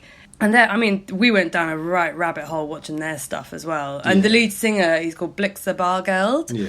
He went on to be in Nick Cave and the Bad Seeds. He's the guitarist for like 20 years in the Bad Seeds. I mean, he's like the main. Even though he claims to hate guitar, he's a very difficult, interesting man. He's wonderful. He's so good. It's such a shame most of his interviews and things are all in German. And we were just going through furiously trying to find interviews with him and stuff, and so many of them are in German, and we're both ignorant, so we can't understand what he's saying. But the ones that are in English are just or subtitled. They're perfect. Fucking brilliant. He's such a beautiful, wonderful, interesting, difficult, deliberately difficult. Like I would say they all are. Yeah. I mean, I think he's the most kind of outspoken. Yeah. One, but there's a brilliant bit at the start of this film. I think probably one of my favourite bits, and it's not him. It's one Alexandra Hack, who's one of the other guys, and he's being interviewed in downtown LA when they very first arrived. So this is in 1984 or whatever. It is. And someone says, "So you're playing this big gig at the whatever LA." Something you're going to auditorium or whatever, and then tomorrow you're going to the desert. Are you not a bit like cautious about going into the desert? And he just turns around, just completely like without missing a beat. He just goes, "Cautious? What does cautious mean?" Yeah, and it's such a wonderful. It's beautiful. Yeah. Oh well, yeah. So he meets them and he thinks, "Fuck me, these guys are crazy. They'd be really good to come in the desert." And then, lo and behold, they go play in New York, and they phone them. If you phone Stuart from being in New York and say, "Look, we're coming to LA in 2 weeks. Can we do a desert show?" And Stuart's like, "Okay, shit. Now I've got to put it on in 2 weeks. This is scary." Like big. I'm not sure if big is the right word, but they were like they had a following. They had a big following. I think they're just like you said, they just played in New York, and I think they'd played a big show in LA, and they had a big show in LA. Yeah. They were hyped, I guess, to some extent, or whatever. Maybe, Within the context of an underground band, they were like a big They were, yeah. I think people were really excited about them. Yeah. But also from the perspective of taking them out into the desert and putting on a show, it must have been really especially scary. as It's like, like one of the bigger bands in your scene. You're just like, we'll just take you out to this fucking weird desert. But also, like, not really in their scene. So, who goes on to play this gig? It's not punk in any way. It's it's extraordinarily punk. Yeah, but so New Barton invite the other people along, basically. So they invite along Boyd Rice and they invite along Survival Research Labs, both of which aren't punk bands in any name of the way. So we should probably talk about who they are. Yeah. So Survival Research Laboratories, which is basically this guy whose name is Mark Pauline, but it's a bunch of people, and definitely at this time it was a whole group of people. I think it's still going today. Yeah. Now, it hasn't aged that well in the context of, if you just put on a video of what they used to do, it looks a bit like a big version of Robot. Yeah. And it's weird because looking at it through today's eyes, it seems a bit lame. Yeah. It's just loads of like electronic moving things, really cumbersome robots. Yeah, that kind of like spit fire and smash things up, pick and things up and throw it and, into something else. Yeah. And they just made them out of junk. They were just a bunch of crazy people that went and got junk. They went stealing stuff from other people's warehouses. Yeah, and had a very vague idea of what they were doing. Yeah. And it's a really interesting story, and he's a really interesting man. Definitely. And they do loads of weird shit. Some of it touches on like pranks and stuff. Some of it touches on just like events. Most of it's like semi-illegal. Yeah. They do a lot of things. They're based in San Francisco, and they do a lot of things where they don't get permits for things. And they don't, and like the day before, they tell everyone we're going to be like under this bridge, out on the edge of town, and they just turn up and blow the shit out of the place, with all these fucking crazy robots until the police turn up and shut them down, and stuff like that. So there's loads of stuff on YouTube, and that like research publications who are run by this guy V. Vale, who is interviewed in the film, who's documented a lot of these types of weird things. They have interviewed Survival Research Laboratories for a bunch of their books and stuff, but they also made some videos, and I think they were the ones that kind of professionally filmed some of their events and stuff. And like I say, the problem is that if you can remove yourself from your everyday outlook on things, and you can say these people just made this up, no one was doing anything like this, and they just went and got a load of junk and they just made this and illegally just went and blew it all up. That's crazy. But again, if you turn it on your YouTube, which I'll put it on the YouTube playlist, and you just stick it on, it just looks like Robot Wars, with a few people like screaming and getting a bit worried. This guy, Mark Pauline, is interesting for so many different reasons, but I'll just give you a couple of them. I mean, he has this idea that basically danger is what brings people closest to like being alive. Which is quite an outdated concept, I think, when safety is kind of like the thing that we're all most concerned about. But it is quite an interesting, it's like a primal force is his sort of outlook on it. It's like, so his idea of his shows is that without harming anybody, you have to take it as far as you possibly can so that they feel quite threatened by it. So these robots like run at the audience and stuff, and they're and obviously they spit fire. There's and the fire viscerally happening at you. Yeah. And so that's cool. That's one of the really interesting things about their performances. Yeah. The interesting thing about him, he's an interesting man anyway. And there's a bunch of interviews with him which we'll put on the YouTube playlist, which I would really recommend watching because I think he's cool. But quite early on, when they were doing the Survival Research Laboratory stuff, he blew his hand up, basically. Like entirely off, pretty much. Just pretty much blew his hand off just because he was fucking around with an explosive. Yeah, really. He handled an explosive. He says he doesn't regret it because he knows what he did wrong, and all he does is he's like just knows to handle it better in the future. He said, I did a stupid thing, and a stupid thing happened to me. It is what it is. He hit an explosive with a hammer. He hit solid rocket fuel with a hammer a bit too hard, and it fucking exploded. But blew all of the flesh off his hand. And he's got this weird club hand. I mean, he calls it a gimp hand, I think. But it looks like just a massive chunk of meat. Yeah. But the really lovely or interesting, or I don't know how to describe it thing, is he said after it happened, he met some guy and said, "Oh, I know some doctors that could probably help you with that. They'll stick some toes on that." Yeah. And so he had some of his 3 of his toes cut off, and stuck on his hand as fingers, and they're operational. So basically, this wasn't like to kind of be a modern primitive or to be like. This is just so you carry this was on. literally he couldn't do his job, but if they stuck toes on his hand instead of fingers, then he can grasp. This is his things. right hand, yeah. and I think that might be his dominant hand. So he can like now pick things up, and so therefore he can continue his work. Yeah. But it is one of the most incredible limbs you'll ever see in your life, and he's quite a normal-looking guy. He's not a normal guy by any means. Yeah. But he looks like because he's pretty older average now. looking, He's in his yeah. 50s, I think. He's got his kids running around. Yeah, he's kind of just like a guy who just looks like he's someone a dude.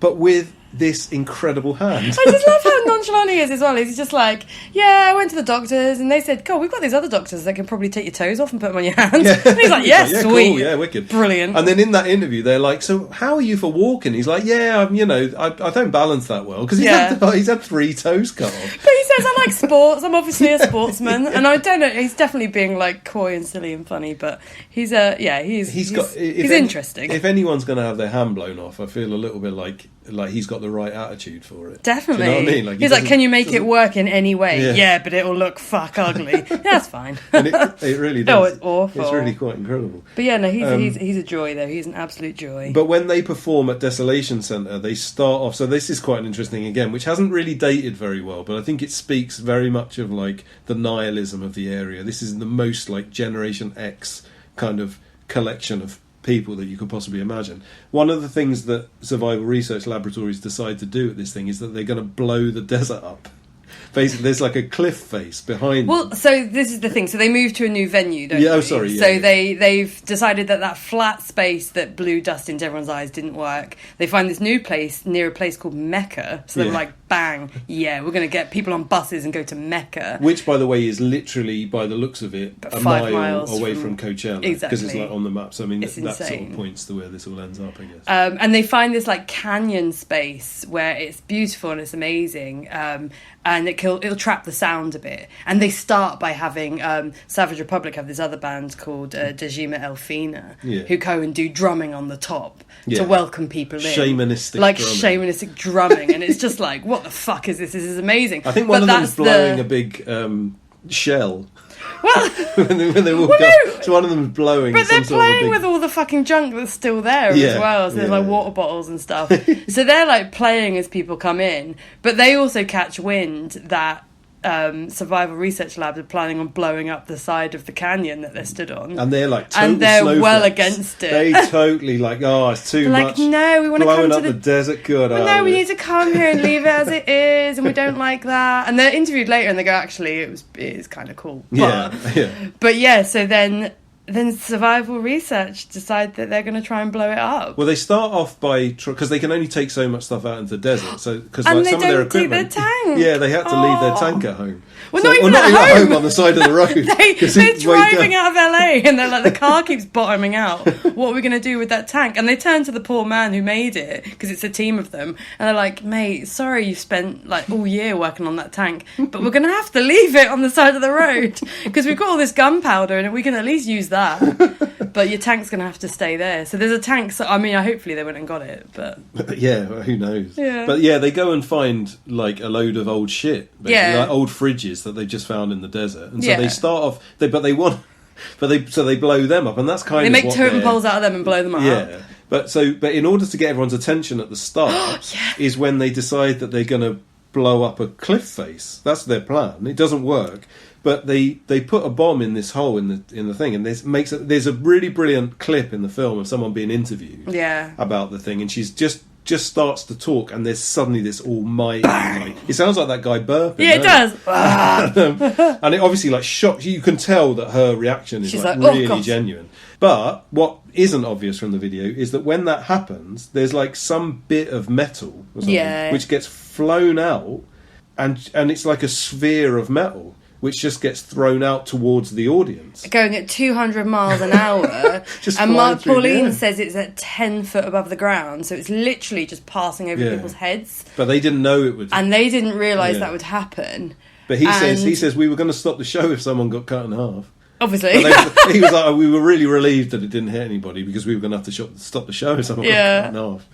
It's so beautiful. And then luckily nothing happens. everyone kind of looks back and they're like scared, but they're like, okay, something's about to happen, and then they start blowing up fridges and water bottles, and eventually they try and blow up the canyon, which just doesn't work. It doesn't work.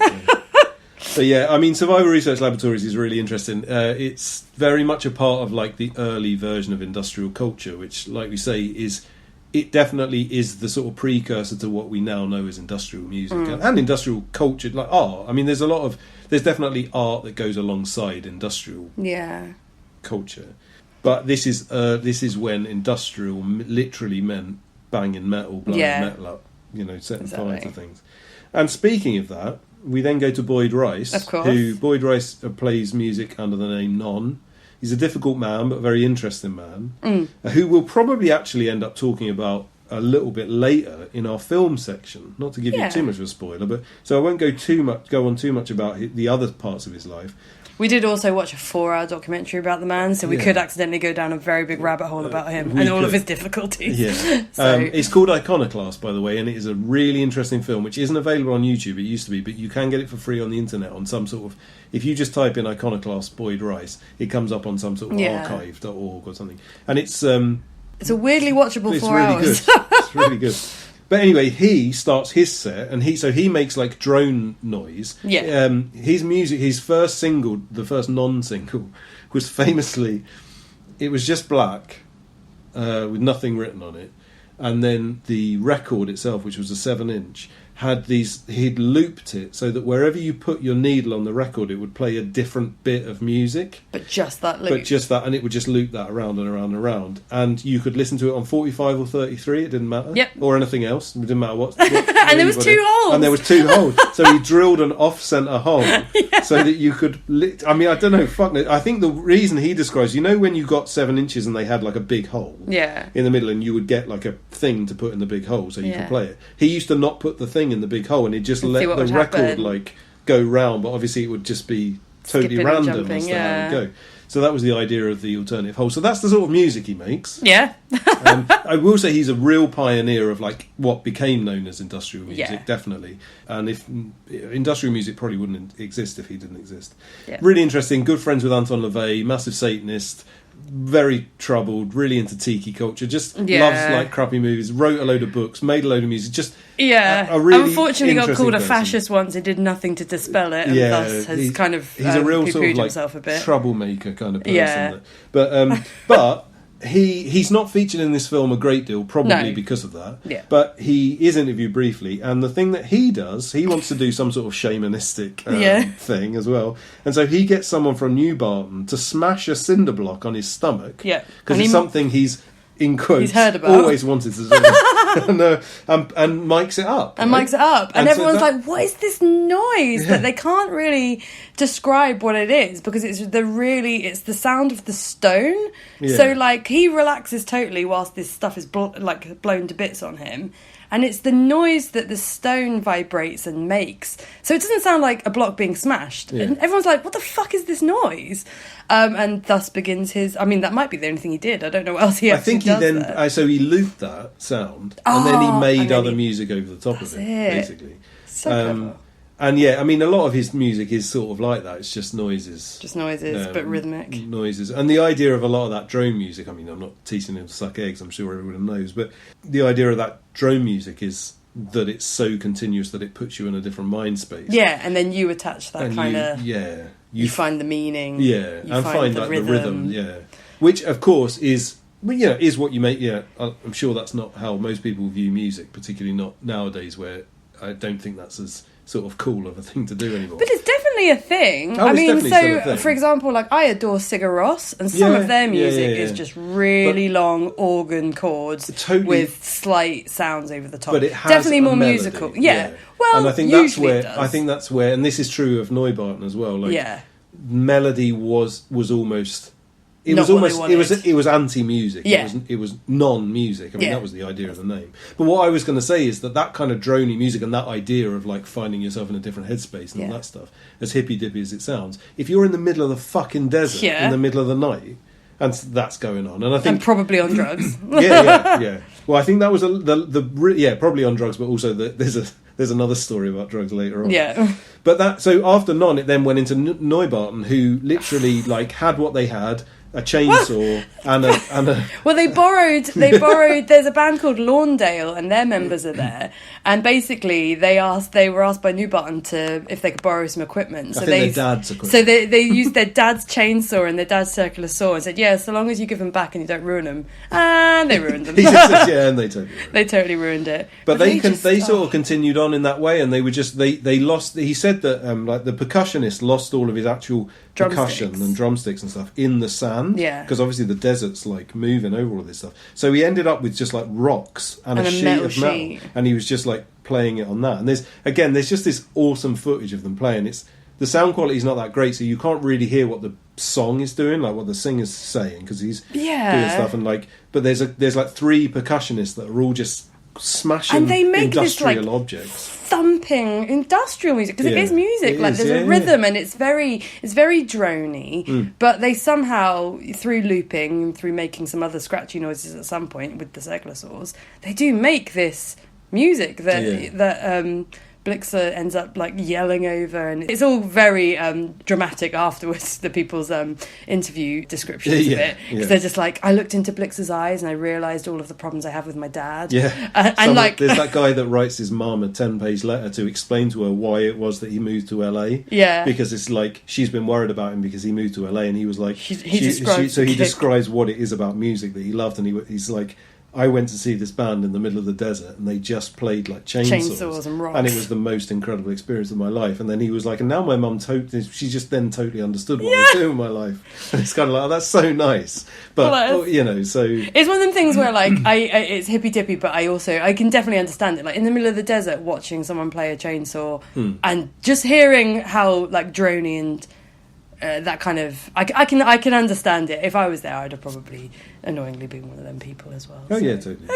But I mean, I should say I am now, having never listened to them, I'm fucking obsessed with Oh gosh, yeah. Because actually on record, it's not easy music to listen to. Yeah. But it's not just people banging on. You know, when you see these videos of them live, it doesn't necessarily look that. It's almost not that listenable. It's an experience to see it. Yeah. But it's almost sits somewhere closer to like what what survival research laboratories were doing. In a way, it's more of like an experience as opposed to actually music. But in fact, the music that they made, particularly this early stuff, is fucking brilliant. So anyway, it's been a lovely find. So that was the second desert show, and after this, the promoter Stuart goes, you know what, I've done 2. I'm thinking I need to do something different now. What's the opposite of the desert? It's water.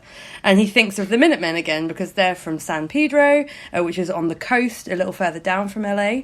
And there's a harbour there, so they start getting in talks about it, and they said, yeah, no, definitely, come rent a boat in the harbour. And do you know what? We know the Meat Puppets. We could get the Meat Puppets to play as well. And Stuart, the promoter, is like, what the fuck? And thus begins the organisation of the show they do on the boat. The Joy at Sea. Joy at Sea. And so this one's probably a bit more normal in the context of like normal compared to going out in the desert. Yeah, totally. I mean, I suppose like, but it was still like totally DIY. It was really interesting to look at it.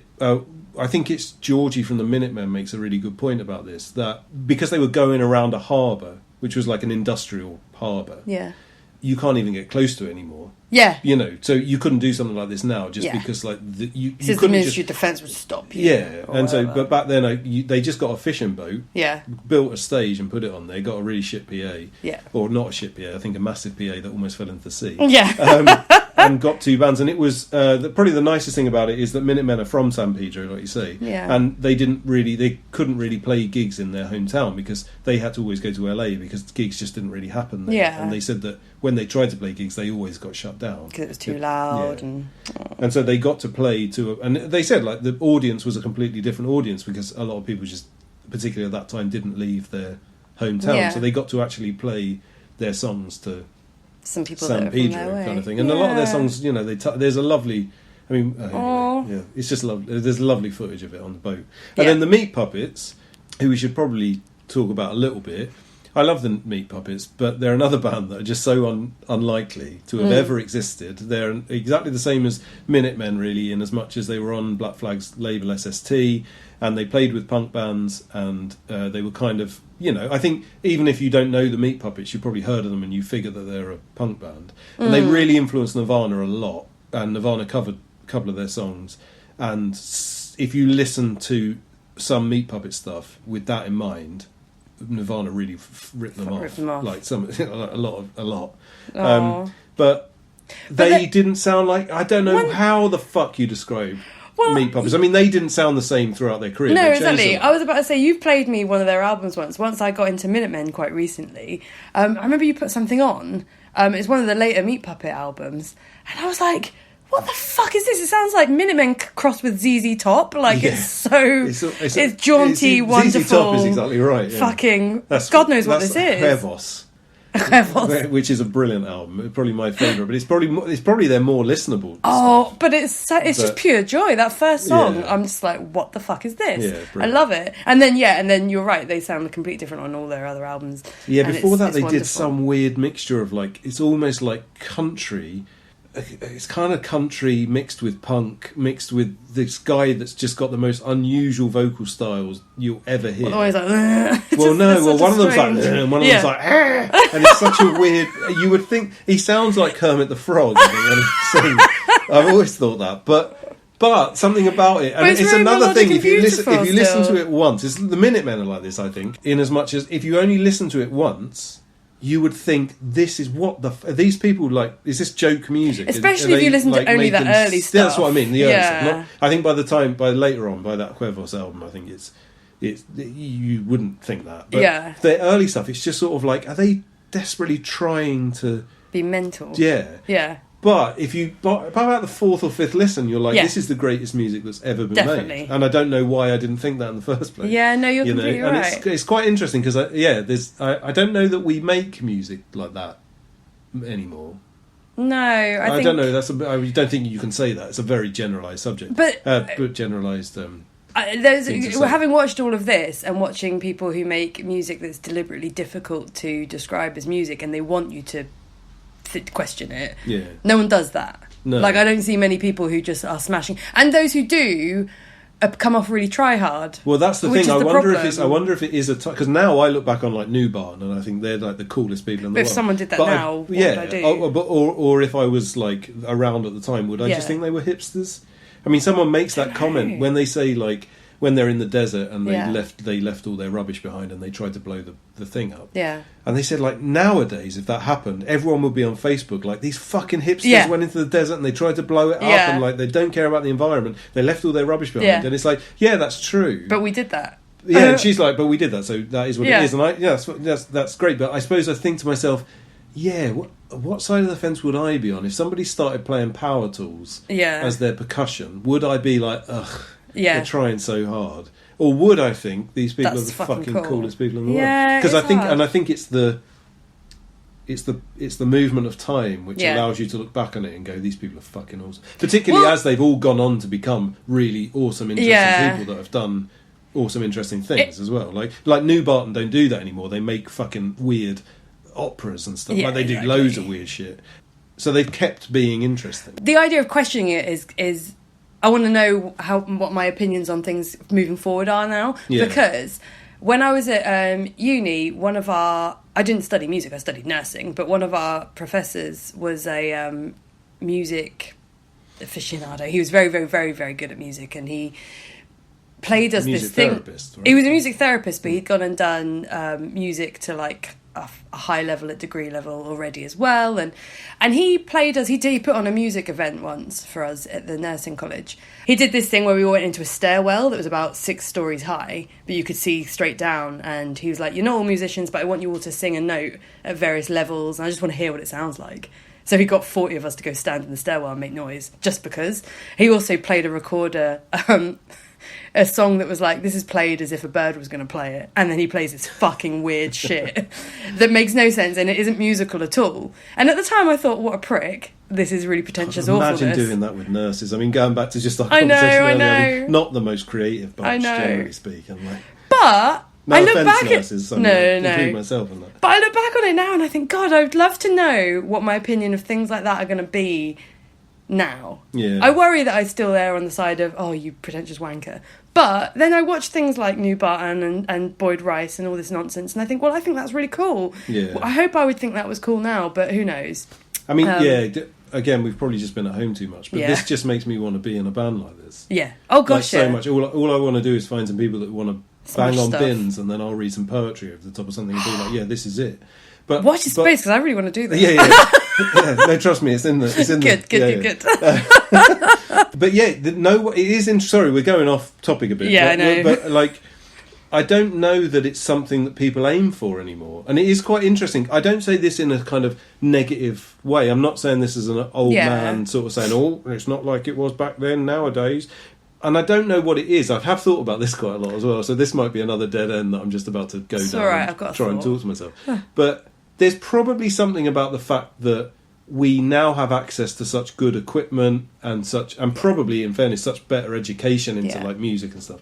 So that actually most people that, say, for example, everybody in the punk scene, everyone we know that's in bands and in the punk scene, they aren't going out to make music which is like going to clear a room anymore because they can't, because if they sit down in a studio, if they sit down at their PC, they've got a studio where they can make really potentially music. Like the next big pop hit or the next big punk song or whatever. Yeah. But whereas I suppose these people were coming into it, they weren't. Not only were they not musicians, they also didn't have any access to that. Yeah.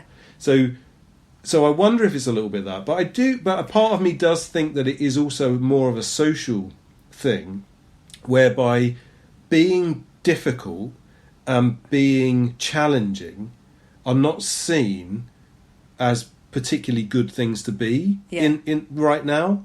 Yeah. And I would guess in 10 years' time it might be the opposite again. I mean, I think these things go in circles, but I do wonder a little bit about that. It's like I think, for example, and I'm not blowing our trumpet, but I think Haste are quite an unusual band. Yeah. We don't really sound like anyone, and we don't really fit easily into anything. And probably as a result of that, we'll be considered towards the edge of the more awkward bands, right? I think sometimes there's gigs where I think sometimes, as a watcher and as someone who roots for you guys, God, I hope they go down all right. Yeah. Because I don't know. You know what I mean? Like, most bands, you go, put them with that band and they'll be all right and everyone's going to like that. But Haste is someone who I think, if people don't already know them or know what they're expecting, are they actually going to enjoy this? And not in a bad way, because it's a slight bit more difficult. Like that idea. Yeah. A lot. But the thing is that even within that context, we're actually not really... we're not like non-music, are we? We're not like trying to clear the room. No. We're not, and nor do I want to be. I'm not saying, God, I wish. But I suppose I just sort of think most bands that I can think of in the punk scene are making like much safer, and I don't say this in a bad way, but much safer music than maybe these people were making in the 80s. And I wonder where these people ended up. Yeah. As in, who got influenced by these people? Is there like a music scene that we just don't know about that isn't punk? Because there's definitely bands that do some really weird music. So I have two opinions on this. One is the idea that everyone's just becoming quite pro and good. And that is off-putting to people who don't know what they're doing. Because the people who don't know what they're doing aren't going to go that way anymore, I don't think. I.e., us in Comeback Clear have just started. And the reason we're doing it is to have fun, but for this very reason. None of us know what we're doing. None of us know how to play music. And that shouldn't be a reason not to do something. Yeah. But I do think that is a big off-putting reason for people at the minute. But I also wonder whether, for that reason, people who want to do the weird music aren't going into punk, because punk has become a bit more pro. Like, there are people that do know what they're doing, and even if they don't know what they're doing, they're just making, basic punk songs just to get something done. The people who are trying to do the more interesting things, I don't think are going into punk anymore. I think they're going. Well, I think they're going into. So I think the weird and wonderful people, like there's people in Hastings that I think there's someone we know that makes instruments out of weird stuff. They're coming at it from a very different background, but entirely. That person's like a super muso, so I would say that's the opposite in a way. Yeah, true. So I don't know, but I don't think they're in punk anymore. Even though punk doesn't necessarily have to be a music style. I think the people who are making weird stuff out of weird instruments aren't doing it in the scenes that you would expect to have found them. I don't know where it is. I don't only mean it being made with weird instruments, though. I mean, that's very specific to these bands, I suppose. I just more mean like people that are aiming to challenge the very nature of what music is. I wonder whether it's because it's been done.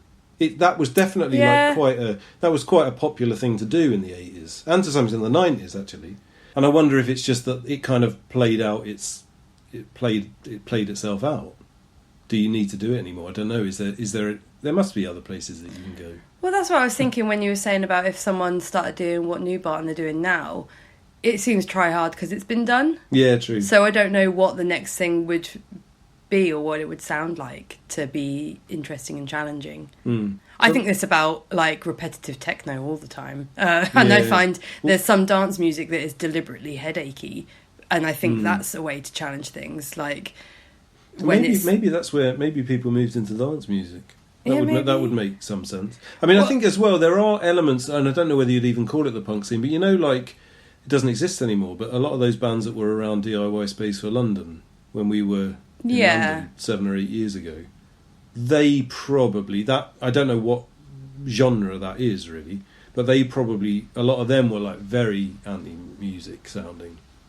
Okay. Almost like sort of tribal type stuff. I mean, a lot of them weren't. A lot of them were making pop punk. Yeah. It was lots of different things, but there was definitely some challenging music going on that was bringing in elements of jazz and this sort of stuff. I don't know.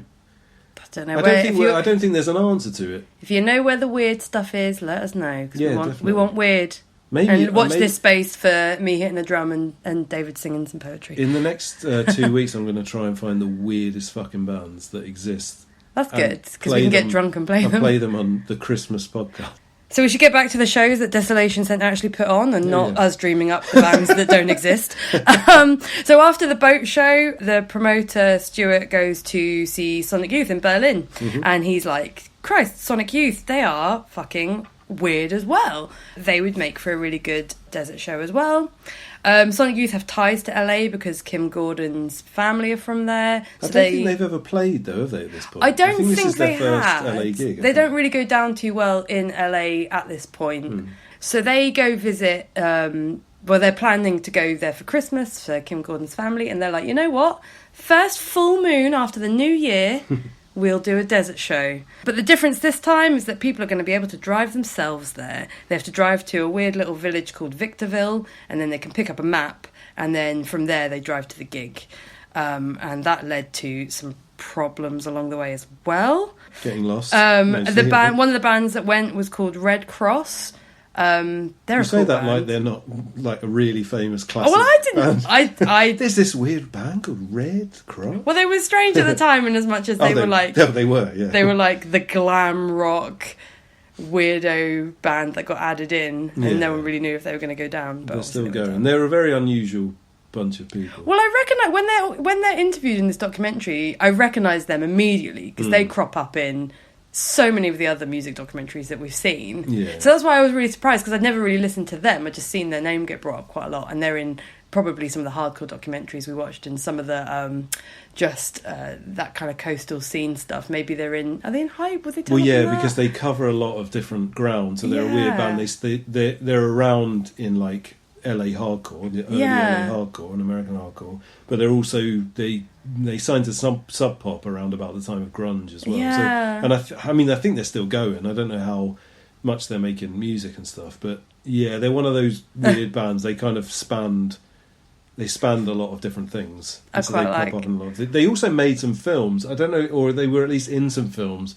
That guy Dave Markley, who is interviewed in this, and he made a great documentary about the last ever, or one of the last ever Black Flag tours called Reality 86, which is fucking brilliant, and I think is on YouTube, so I'll put that on the playlist. But he's interviewed in this, but he made a film called Desperate Teenage Love Dolls, and then a follow-up to it, which I can't remember the name of it, but I think Red Cross are like, they might have written that and started it, and they're really like uber low budget sort of punkish films, I suppose. Well, I mean, I bring them up mainly at this point because they're one of the bands that get lost on the way there. They get picked up by... They keep referring to her, some girl picked us up from the airport. And this some girl, when they interview her, is their manager. Yeah. So I assume not their manager at the time. I don't know if that's just bad storytelling on the part of the film. I'm not sure if it is her or whether they just interview her at a bad time and it makes it look like her. Yeah, maybe, I don't know. That she's their manager. I'm fairly sure... Well, I don't know. The thing I like about that story is that they get lost in the desert to the point where they run out of gas, but they found some other people that are also lost in the desert. So they all just pile out this car and get in their things. And whoever it is who was driving them from the airport to the thing, it was her boyfriend's car and she just didn't give a shit. And they literally said they were on this dirt road in the middle of nowhere, completely lost. There's no way she was going to find that car again. Yeah. And she was just like, yeah, fuck it. Yeah, fuck it. But then when they get to the gig, someone gets on stage and goes, the girl that came with Red Cross, we've got an emergency, my acid was in your car. And you're just like, that is gone, mate. And so I think that's probably the most important aspect, maybe, because we need to move on a bit. Yeah. The important aspect about this gig, which was Sonic Youth, Meat Puppets again, Red Cross, who I think were supposed to be where I've just put them on the bill, but ended up playing last because they turned up so late, and Psycom, which is Perry Farrell's band before Jane's Addiction, who, by the way, I was surprised to find I fucking loved. Yeah. They don't sound like Jane's Addiction. They sound like a UK 80s goth band. Yeah. I'll tell you who they really remind me of, or maybe it's the opposite way around, this band Horror Vacui, who are around at the moment, who are an Italian band. Oh, yeah. Who have just released an album, maybe like last year, who I think are quite big. I think most people would have heard of them, who I think are fucking brilliant. Yeah. Psycom sounds exactly like them. Yeah, although they also like, sound like Joy Division and all sorts of things. But, you know. But anyway. I mean, Perry Farrell's British accent is quite strange. It is. But if you ignore that it's him, if you don't think it's him, they're a very good band. But they're probably the most interesting. So these bands just play in the desert. This is the last one that they do out in the desert. Yeah. But everybody does acid. Well, yeah, so I can't remember, someone's girlfriend gives everyone an acid dose before they start, and Sonic Youth weren't aware. And they start playing, and they look around, they're like, everyone is completely Well, they in were a like, weird this is the space. nicest gig that we've ever done. Yeah, like, everyone's well chill. And they're like, oh, shit. We didn't realise, but every single person there was on acid. And when the Meat Puppets play, they just go into a jam, because they're also on acid. Space because jam. They're always on acid. Meat Puppets' drug consumption was incredible. And somebody just turns all the lights off. Yeah. And people start seeing like joint hallucinations with each other. And all a girl sorts of points at weird the moon shit. and goes, do you see all that stuff? And they're like, yeah. And they're like, oh, thank God. And everyone's just like laying on their backs having the weirdest time. But that one just looks so nice. Yeah. And again, so Sonic Youth kind of said that was their Californianizing of their band, because they hadn't really made it there yet. And then that gig, everyone who was there went on to be like long-term friends for ages. And no one knew what they were, because they were just like, why are Sonic Youth playing their instruments wrong?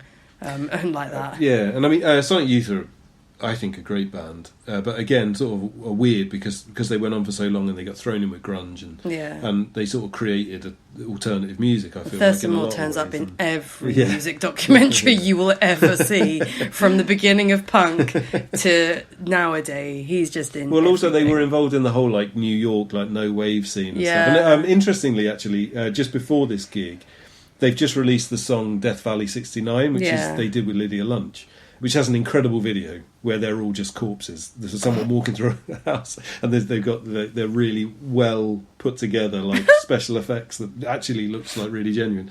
But they'd just done this, and so they were really interested in Charles Manson at the time. And so just before this, them and the guy that puts this on went up to Spahn Ranch and I think did acid up there as well. And we're looking at where all the Manson family had scratched their names into the walls and stuff.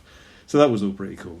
But yeah, so that ends up being the last desert show. The promoter kind of says, look, I'm fed up at this point. He gets fined for the show. And at that point, it's quite a lot of money that he gets fined. And he just thinks, you know what, I'm kind of disillusioned with this entire thing. I don't think, it was nice, but I am done. But then somehow ends up getting some grant money and goes, you know what, I will do another show, but I'm going to do a bit more, it's going to be a bit more proper. It's not going to be in a desert, but it will be in a warehouse. So he calls it Solstice, and it's a banging lineup again. Sonic Youth again, Saccharine Trust, and it's headlined by Swans, which we went on a bit of a deep dive for. We did as well. Yeah, so Saccharine Trust are another. It's not quite as weird as the other two I've mentioned, but another SST band that were definitely weird. But they too were Black Flag a lot, and then obviously Sonic Youth we've done. But yeah, Swans. We watched a documentary about Swans, which is really good. Yeah. From 2019, I think. Where the Body Ends. Where Does a Body End? Where Does a Body End? Yeah, and Swans are quite interesting. I mean, for me personally, I really like Swans' early stuff, which was kind of industrial, kind of all the sort of stuff that we've been talking about. Real noise, pushing the boundaries of what music actually is. Yeah. But I think in quite a melodic way, in a lot of ways. But they came back and they split up at some point in the, I want to say like mid-90s or something. Yeah. And then they came back and now they have this, they do a different sort of music, which is, I don't know how to describe it really, shamanistic, sort of rock. I think it's still Maybe. really good. It's good for a different reason. Oh, it's definitely But good, I think the documentary plays out his personality quite a lot. Michael Guerra, yeah. And I think, unfortunately, that new style of music and the way in which he's making it plays to what he's been told his entire life, which is he sings like a shaman and he's really cool and he's really interesting and he's like, I've realised I can make the music happen by just like throwing my hands back and forwards. But what that really is he's conducting all the other suckers in the band, who are really and they all good have musicians. they all have to do his whim. And so it's kind of fulfilling that thing that everyone's always told him in the career. Like, he was this really interesting performer and he's just been told it his entire life, and now he's living it. And good on him, because he's like an older guy and he's really fucking going for it. Yeah. I imagine going to see them live will be incredible. Even but now. It is an interesting thing to watch in this film. As someone who's kind of not that crazy about their music, it's almost been like branded as a religious experience. Yeah. And so everybody treats it in that way. Yeah, you go there with your eyes shut, over swaying. the top way to me. It's slightly ingenuine way, and this maybe bridges the gap between what we're talking about these kind of like unusual musicians that make all of this strange music for reasons that people don't really make music for anymore. Because a lot of the people that go and see Swans now, and again, maybe this is the narrative of that film that we watched, and I don't know exactly how true this would be if you went to their gig. There's a lot of quite young people that are getting into Swans there was now. like 16-year-olds there. And they were all doing this thing where they would do, I tell you what they did, I did exactly what got me thinking about this sort of stuff. They did that thing that people do in church where they put one hand up and open their palm. You know that thing? Oh, yeah. I don't know if I've described it. I don't know what very that well. is, but you know, and they shut their eyes and they put one arm up, Yeah. and like they're letting God in or something. Yeah. You close your eyes. There and was you look one up. point in this film where it showed the crowd, and loads of them were doing that, and it was just sort of a little bit like, Come over on. it, for fuck's sake. You're just going through the motions. This isn't. You're not having a spiritual experience. You're pretending you're at church because someone's told you that you're about to have a spiritual experience. Exactly. And I'm not saying that they don't get anything out of it, and good on them, but it just all felt a little bit like, oh, this has now become a thing that everyone's just pretending it's a thing. Everyone's expecting it to be a religious experience, and so everyone's going to treat it like one. He's going to perform it like it is. Yeah. The audience is going to receive it like it is.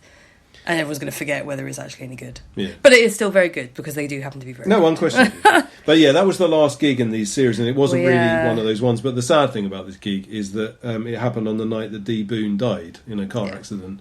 And like they were using the Minutemen's amps and stuff on this gig, and he had gone off on a trip with his fiancée to visit her parents or something, and the van rolled over and he got crushed by an amp. Yeah. So, gosh. So that's really shit. Really shit. And so I think that was like, I think everyone felt Nail in like, the right, coffin, that's this done. If it wasn't done already, that's this done. Yeah. But then I suppose that's it really. But the end of the film then kind of takes you up to like, right, well, here's the thing that Desolation Center influenced. And it names Burning Man, Coachella, and Lollapalooza. Lollapalooza being the first one. And definitely the narrative of this film at the end is very much like, we went and did this thing that was like, cool. and DIY. like a DIY. No one really spent any money on it, and it was completely nuts and bolts, which is all true. And then it just says like, Coachella now is like £450 for a ticket, and it shows a picture, and it's all obviously just what you would expect. Yeah. Just these sort of well-off millennials on stilts getting fucking planes to... Yeah. I mean, even Lollapalooza like starts as this beautiful desert thing, and then now it's just in a massive central park in Chicago with, like, where pop all music. the buildings are around it, and like Billie Eilish is playing. And then Coachella starts as a small nice desert place, and now that is 450 quid a ticket, like you say, and I think it's like 200,000 people go. And then Burning Man. Man, Well, Burning Man now, the only people that go are like techie people from Google. Or they fly their planes in. They all get sent there. Yeah. But I do think it misses this massive... We haven't got time to go into this too much. And again, this is probably... is due an episode at some point. And I brought it up. I think I brought it up in our Discordian episode. Definitely. Is that there is something that happened between these things, which was much more influential. And the film completely ignores it. Although, weirdly, it does talk to one of the main people behind it. Is the Cacophony Society, which was based out of San Francisco. And which is actually the thing that more or less started Burning Man. And it was based on these completely anarchistic principles. They were like pranksters. They went and did events, and they went and did like happenings where they would just do the weirdest thing, and they would try and like pull people out of their own reality. So, and again, I think I've discussed this at some point before, but you know, they one rush hour in San Francisco, they set up a banquet table on the tube. So that when all the people finished their office jobs and came in, there was just all these people in like Edwardian garb having high tea and stuff like this. They just do these things to kind of fuck with people. And it's a really interesting subject. Just for fun. Adult play. Yeah, adult play. And one of the main guys behind it, John Law, who started Burning Man along with somebody else, is actually interviewed in this thing. But he's only interviewed about Burning Man. They don't touch on all of this other stuff that actually led into that. Yeah. And obviously the first bunch of Burning Man festivals were this. They would total anarchy in the middle of the desert. They were exactly this, but the problem is that there was two people involved, and one of them decided that he wanted to make some money, basically. And so it's turned into what it has now. But I think the other thing with that is that this film ignores a little bit is the fact that this sort of thing, it's not like this sort of thing just doesn't happen anymore. It does happen. You know, the DIY scene still exists. People are still putting gigs on in unlikely places. There's loads of boats nowadays. People do. There's that one in Scotland on that little island. I was going to bring that sorry. up. No, you're absolutely right. I mean, that's an exact example. There is one in Scotland on an island where people just grab a generator and they go out into the middle of nowhere and they put on a music festival. Yeah. And, you know, this squat culture is still all over Europe. You know, there's still people doing all of this sort of stuff. It's not just that in 2021 all we have is Coachella and Burning Man. Yeah. We still have DIY events. Yeah. And I feel like the film lets itself down a tiny bit at the end, although I'll totally let it off because otherwise it's fucking perfect. It's beautiful. Such a good film. But it does let itself down a tiny bit at the end by more or less suggesting that, like, look, this is what we were doing in the 80s. And now look at all of these fucking millennials on their stilts. Yeah. Look at these millennials on their stilts. Okay. Talking about millennials on their stilts. Well, actually, talking about... No, fuck it. Take that back. Talking about actual DIY people that are doing really interesting DIY things. We're going to play a song by Botched now, which is a collection of various people from bands such as The Domestics, such as Haste. Ooh, who are they? Such as Matilda Scoundrels, and such as Feral State, and a number of other ones. And they formed a band called Botched. Nice Sunny in Philadelphia reference, for those who haven't picked up on that. It's the first song that they've released, and it's gone up online, but it's from their album A False Glimmer of Hope, which is due out sometime in 2022, when the fucking press implants get their shit together and start sending records to people. And so this is Botched with Government Shtick.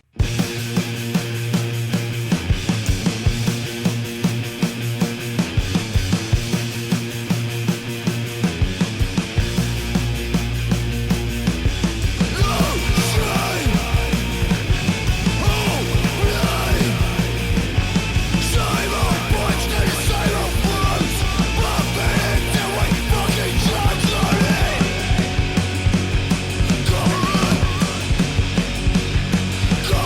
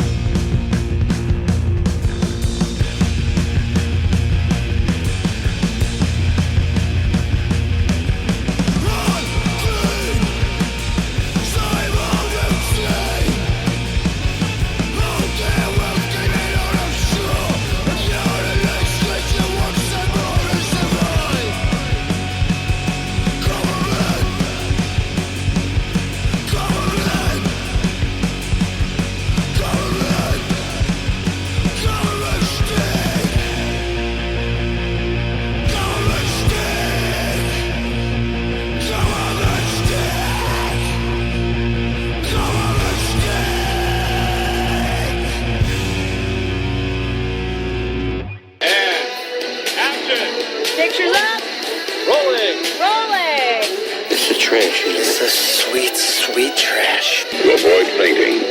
Keep repeating. I love what I see. Leave the auditorium. It's only a movie. Only a movie. Only a movie.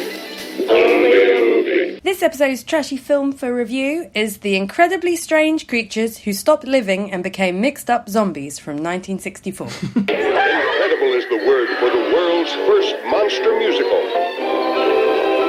The incredibly strange creatures who stopped living and became mixed up zombies.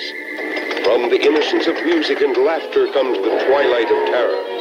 Along the midway, scantily clad dancers luring the young lovers into the sideshows. See the dancing girls at the carnival murdered by the incredible night creatures of the midway. See the hunchback of the midway fight a duel of death with the mixed-up zombies. Do as Madame Estrella said. The world's first monster musical. The incredibly strange creatures who stopped living and became mixed-up zombies. Jerry falls in love with a stripper he meets at a carnival. Little does he know that she is the sister of a gypsy fortune teller whose predictions he had scoffed at earlier. The gypsy turns him into a zombie and he goes on a killing spree. That's the description of this film. This film by Ray Dennis Steckler, Yes. who I believe is very famous. But Dave, maybe you should mention why we came up with this film. Well, he's not very famous by any means. Is he not? But again, as we said earlier, I think we went on quite a deep dive around all of these various subject matters and started getting into all sorts of different nooks and crannies of them. And one of which was this guy Boyd Rice, who is the guy we talked about earlier, who is behind Non, the band who played in the desert. And one of the things that Boyd Rice did, along with a lot of other things, is he wrote a book called Incredibly Strange Movies, which is released on Research publications, which I mentioned earlier as well. And it was released in the 80s, and generally speaking, I think it's considered to be, maybe not the original as such, but one of the original, along probably with Psychotronic Video Guide, which was a fanzine that was coming out at the time, one of the original things that kind of looked back fondly on really crappy old films. And I feel like that's something that's really ingrained in our culture nowadays, like, you know, like what we do on this podcast, really. I mean, no one thinks it's weird that we go and try and find the worst possible films and watch them. Like, that's something that people do. Yeah. But I think that in the sort of 80s, that idea hadn't really been come up with. And of course, there wasn't DVDs and there wasn't the internet that you could watch everything on. So I guess maybe there wasn't that much, most of this stuff wasn't available, really. These were films that were made, a lot of them made in the 50s and 60s and 70s, which just came out in the cinema, were like proper grindhouse exploitation films, just there to make a quick buck, with an idea of being made and probably never seen again. And his book, Incredibly Strange Movies, was one of the first things where he tracked down, and like a lot of the prints that he had weren't like, he didn't have a video cassette of them. He had like the print of the film that would have been shown on the cinema. That's the only way you could watch them and stuff. So he tracked down loads of these directors and stuff, and that's where Herschel Gordon Lewis, who is considered the person that made the first ever gore film, and made, which was Blood Feast, which is a really famous film, and this guy Ray Dennis Steckler is like Boyd Rice's favourite filmmaker. And actor, it turns out. And actor, because the main actor in this, whose name is Cash Flagg. Cash Flagg with I two think is G's. Fucking amazing name. They're the same person. That's his pseudonym. And this is his like biggest film, I guess. It's his first film, I think. Aww. But it's supposedly a zombie musical. There are songs in it. And there are songs in it, yeah. It's been featured on Mystery Science Theatre 3000. But one of the reasons the way that we got to this really is that we went on this deep dive on with Boyd Rice. And I've had this book, Incredibly Strange Movies, for a long time. I read it not that long ago, actually. And there's loads. Yeah. He does a lot of stuff about like people like Russ Meyer. Okay, loads of, like just all the people that probably now you'd look back on as like these are the trashy filmmakers of their day. But at the time, they weren't really known as well, I don't think. And this film always intrigued me a great deal for obvious reasons. Probably because... Would you think it might be because it's called The Incredibly Strange Creatures Who Stopped Living and Became Mixed Up Zombies? So would you like a bit of trivia? Because that's not the original title of this film. Oh, okay, go on. The original title of this film, I think this is a clue as to Steckler's humour, was going to be The Incredibly Strange Creature or Why I Stopped Living and Became a Mixed Up Zombie. But it was coming out the same year as Doctor Strangelove. Yeah, I was going to say, it sounds like it, yeah. And so Columbia threatened to sue him. And Steckler was like, I am amazed that Columbia would be so threatened that by my, what's going to be like a $30,000 film to make. So he phoned them to ring them up. He made no progress until he demanded that Stanley Kubrick get on the phone. And when Kubrick picked up, he suggested the new title. And Kubrick ignored him. He said it was fine. But I love it. By the way, Doctor Strangelove is one of the great films. Wonderful, so absolutely just throw wonderful. that in. Yeah, of course. But yeah, so I love it that it is a really strange title, but that he'd already thought of a different one to piss off Stanley Kubrick. But yeah. But one of the ways that the book describes this film, which I think is completely correct, is that obviously it's made on a really small budget. It's made just by like some people having a crack at making a film. Yeah, definitely. In a time where people didn't really do that. Obviously, it was quite expensive to make films back then and all that sort of stuff. And there just wasn't really the culture of doing it, I don't think, just off your own back. But as a result of that, it is just batshit crazy. Yeah, doesn't make any sense. But it's batshit crazy in almost like two separate ways as well. It's like, it's crazy because it's made on such a small budget and they don't really know what they're doing. Yeah. And so therefore, like, they just make all of these. But it's also crazy because they managed to capture a certain atmosphere, which is unlike any that you will ever find in any other movie. Yeah. And as a result of that, it's generally been considered one of the worst films ever made. 2.3 on IMDb. 2.3 out of 10. It's good, isn't it? But I wouldn't entirely agree with that. I wouldn't agree with it. So either. So what would you agree with? Well, I think there's some really lovely things. There's some obvious little things they have to do to keep the budget down, which is they loop a lot of their footage. So there's a bit where they're in, but some might even say that it was clever if you wanted to really decide that there was any artistic merit to it. But there's a bit where they're in the fairground where they're going round and round on a roller coaster, and what they do just to make the scene go on a bit longer is they play that same clip with the same sound over and over again. And we all know that it's just because they haven't got a lot of money and so they're just eking out what they've got. But you could say that that's like going round and round on a roller coaster, and that's kind of I don't know, that feeling. That's definitely not why they did it. I think there's something quite... But it is also very beautiful to watch. Yeah, I think there's something quite hypnotic about that, almost in the same way that we were talking about drone music. Yeah. Actually, I think this film, by pure chance... And the basis of this film is that it's a woman hypnotising people. So, I mean, but again, they weren't thinking all of this, I doubt, bless. Everyone is beautiful. Everyone is just like, because it's all over the top colours, so everyone's got ridiculous makeup on, and the walls are gaudy colours. There's a bathroom that's bright red, for example. Everything is just beautiful. It's monochrome with red, and then there's loads of green. Like, it's just so colourful and beautiful. So I just thought it was really nice. And when they do a weird dream scene, the way that they deal with it is they just put face paint on the dancers. Yeah. So like, it's all really colourful. And then just to make it obvious that there's a dream, they've all got like monster face paint in really bright colours as well. It's just really pretty. And yeah, I don't know. It's just all of the ways in which you can tell it's just people having a go. Like when there's zombies running around, they're just really rubbish. But I'm not even sure they're zombies. No, I mean, there isn't any zombies until right near the end anyway. Yeah. And everyone's just having a bloody good go. There's one other goof that I've noted that's on IMDb that I didn't notice, but I thought I'd noticed, and then this confirms it, is the Madam Gypsy lady has this ridiculous wart on her face, but it moves. So it's never really in the same place. It's just this, like, it looks like a bit of brown chewing gum stuck to her face. And sometimes it's on the other side of her face. And it just moves all over the place. And there's loads of, like, full face shots of her. So I think it's quite a deliberate, silly Which prank. Is even I was going to say, because they must have just filmed all of them in one go. Oh, gosh, because they're all just the same shot, but her saying something slightly different. So, it must be deliberate. I just thought it's obviously everyone just being a bit funny. But yeah, no, generally I thought it was really cool. There was a couple of lines that's just I've written down, but I don't really remember why. One of them's the best friend of the main guy's acting is so horrendous. He's trying to really elaborately scream about why he was late to something. I'm like, I'm sorry, I'm late. I had to get the bus. My car wouldn't start. And it's just like, he's got a really strong, like, Russian accent. Oh yeah, his accent is so strange, and so it's hard to. They haven't taken that into consideration at all. And his acting is just the worst. But it's really, you end up feeling really fond about him. But yeah, no, I just thought it was like you kind of say, you kind of get the idea that these were people having a go.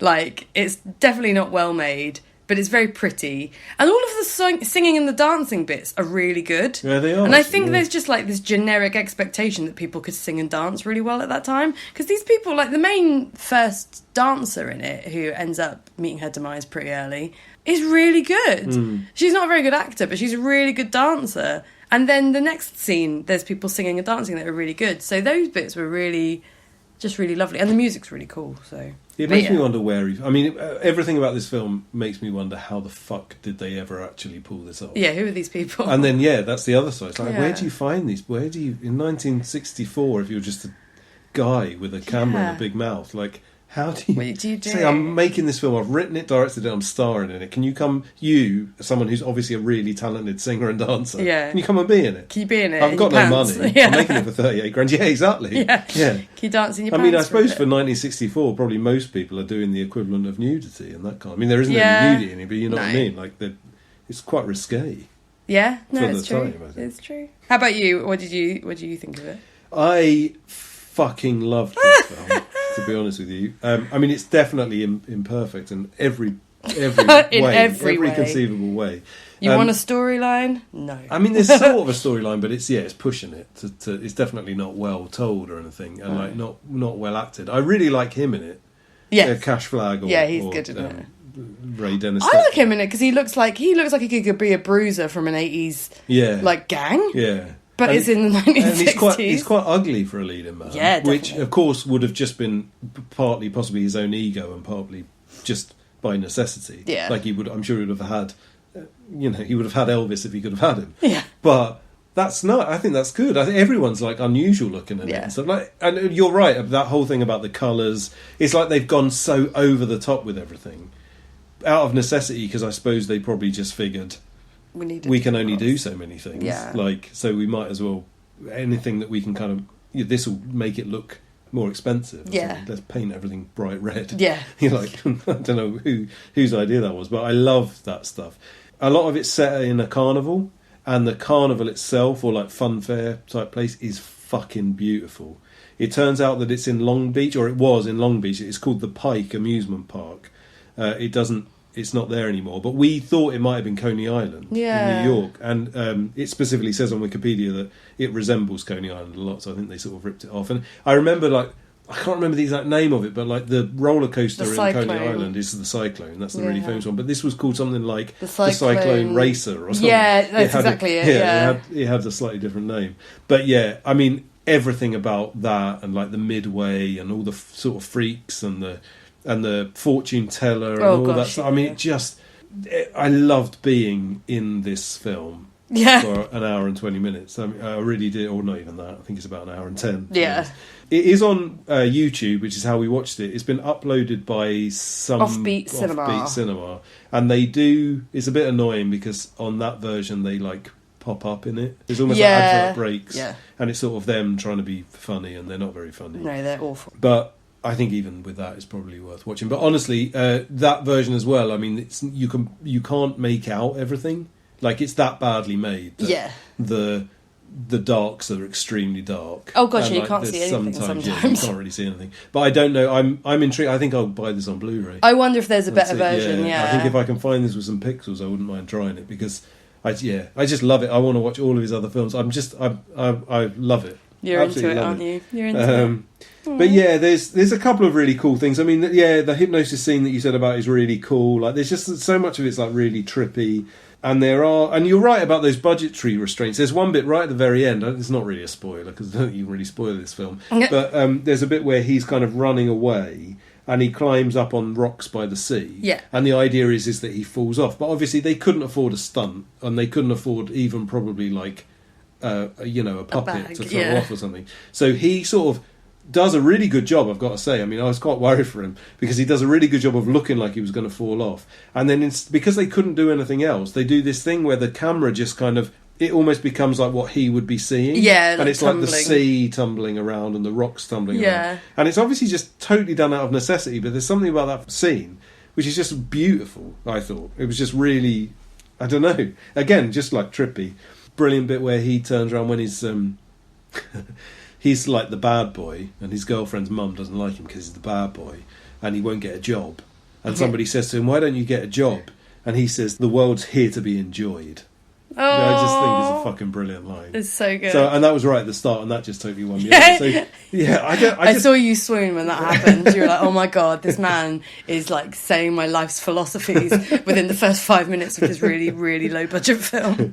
There's one other bit that I just mentioned, which is totally random. If you've not seen it or you don't watch this film, it's completely pointless me even saying it. But there's one scene where he's like just walking through town, and he walks underneath this like railway bridge, or it's sort of like a tram, I think. Yes. I can't quite work it out, and it looks so otherworldly. I'm sure it was just something that in 1964 in Long Pretty Beach normal. they probably just had a tram system that had this, but it looks so like rinky-dink, and it almost looks like a weird toy model of a train. Oh, I know what you mean. It's like proper wooden contraption. Yeah. Like, and then the tram itself looks crazy. It's Yeah. this weird little train. Capsule. Yeah. And he's like, so it's obviously real because he's walking underneath it and the train's going across over the top. And I think it's supposed to be it's probably supposed to be artistic in some way. He's supposed to be like the train he's going under the train. And Yeah. It's dividing up the town or something. I don't even know.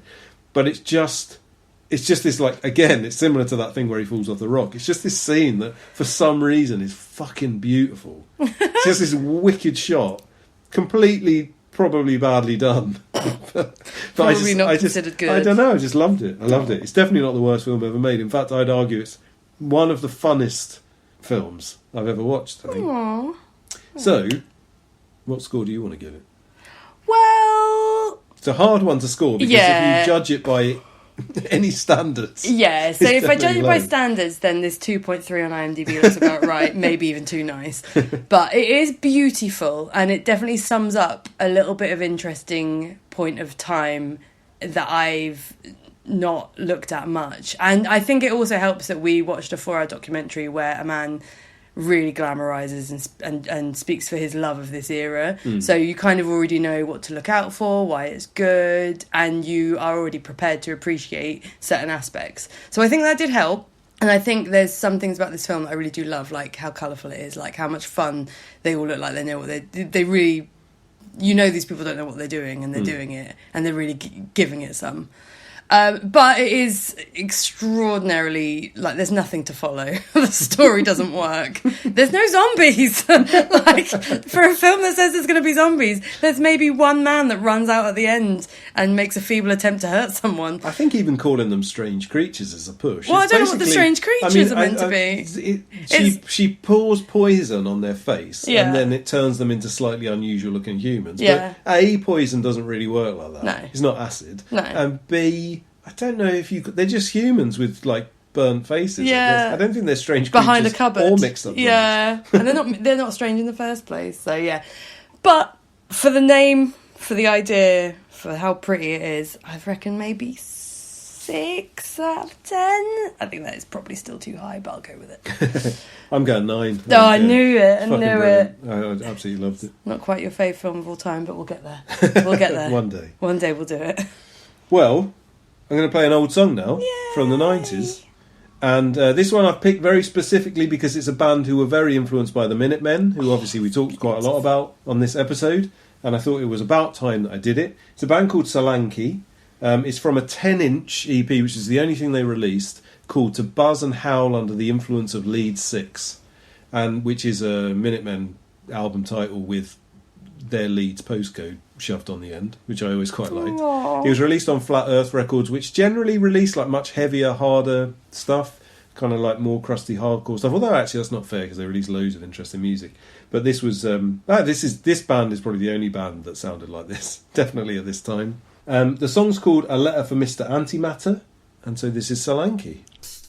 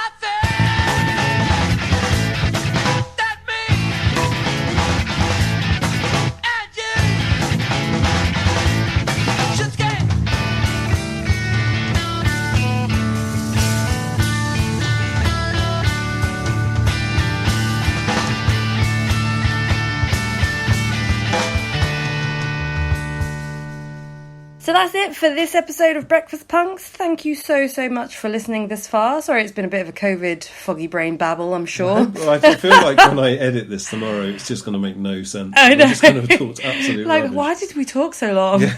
Gosh. But I hope you can at least feel a little bit of the love for the stuff that we did talk about. If you can watch Desolation Center, you do need to go watch it. It's and available online, by the way. Not, I don't think you can for buy or free rent anyway, it, but I can't think you can buy you? and rent it. Yeah, we bought, actually. Yeah, we said already we bought on DVD. Yeah. But I mean, if you know us, come borrow our DVD copy. Yeah. Make sure you bring it back because we definitely want to watch it Yeah, again. actually, no, I'll take that back. You can't buy it. Depends who you are. We'll see. But yeah, no, I hope you've enjoyed everything we've battered on about. As always, please do go follow us on our YouTube channels, Breakfast Punks Podcast. We've got a curated list of things that will be to do with the episode on there. Follow us. There's going to be loads. I mean, there is going to be and it's all hours gonna be of stuff. Fucking great. By the Yeah. way. I think there's the Minutemen documentary on YouTube as Yeah. well. Oh There'll be gosh, so guys, much good there's stuff. going to be hours and hours of stuff for you to watch. Then also follow us on Instagram at Breakfast Punks Podcast, and if you do want to contact us in any way, do it via there or do it via emailing shamcityroasters@gmail.com. And speaking of that, please, for God's sake, Please, don't let us begging you. in 2 weeks' time be sitting here completely drunk off our asses with nothing to talk about. So, We've got some coffee stout that we'll probably end up drinking that Oh, Mr. Tim definitely. Loud made Yeah, us. we're definitely. So we're going to be off our we nuts. should have drunk that already, except neither of us have any taste buds. Yeah, hopefully we'll have taste So we're buds by holding then. off a bit. That's by the way, is some Sham City Roasters coffee. The drink what they want Yeah, roast. yeah. And he's made a stout out of it. I know, And good can't old Timmy fucking- Loud, he's a can't clever fucking boy. wait to drink it. Clever boy. But yes, please send us questions. Anything. Subjects you want us to talk about. Pictures of your pets. Pictures of your pets. Your pictures favourite- Pictures of anything. We will describe anything. Yeah. Send it, well, within reason. No dick pics. Please don't send us your genitals, but Although actually, we will Unless they're describe funny. them. If you want us to describe them and rate them, Yeah. then I still don't think you should. if you've got a favourite band, album, film of all time, you want to share that with us and see what we think, Yeah. we'll go watch it and listen to it, and that'll be nice. And anything you want to expand our mind a bit on, because I think the point that we do this is to force ourselves to go on deep dives of things, whether you guys appreciate it or not. That's why we do it. But please not DaBaby. I don't know. No DaBaby. Or Anyone who's on this Lil year's anyone. Coachella. No Lils. Not that interested. Not Kanye West's song with Marilyn Manson. I don't. I'm going to go listen to it. In I'm fairness. not. I'm definitely. But yeah, just any subject matter that you think would be somewhat interesting or not interesting. I don't know, anything. Just give us something to talk about next episode. And join us as well for a Christmas party. I would like to think. I mean, I'm sure you've all got too much to do anyway because it will be the Christmas week. That's true. But it would be lovely if you could all sit down with us at a slightly different time to when we're doing it and get drunk alongside us and listen to us talk. Yeah, Bullshit. we should do a live one day. But anyway, we will. Well, we've that got is- some plans for next year, but we'll get to that in time. We'll get to that in time. So we will leave you with a final song. This song is from Mark Murphy and the Meds, and it's called Stuck Inside. It's from the album On the Brink, and that's out now via All In Vinyl. It's on CD via Horn and Hoof, and on cassette via Cat's Claw. So this is Mark Murphy and the Meds with Stuck Inside, and we will see you in 2 weeks' time. Bye. Bye.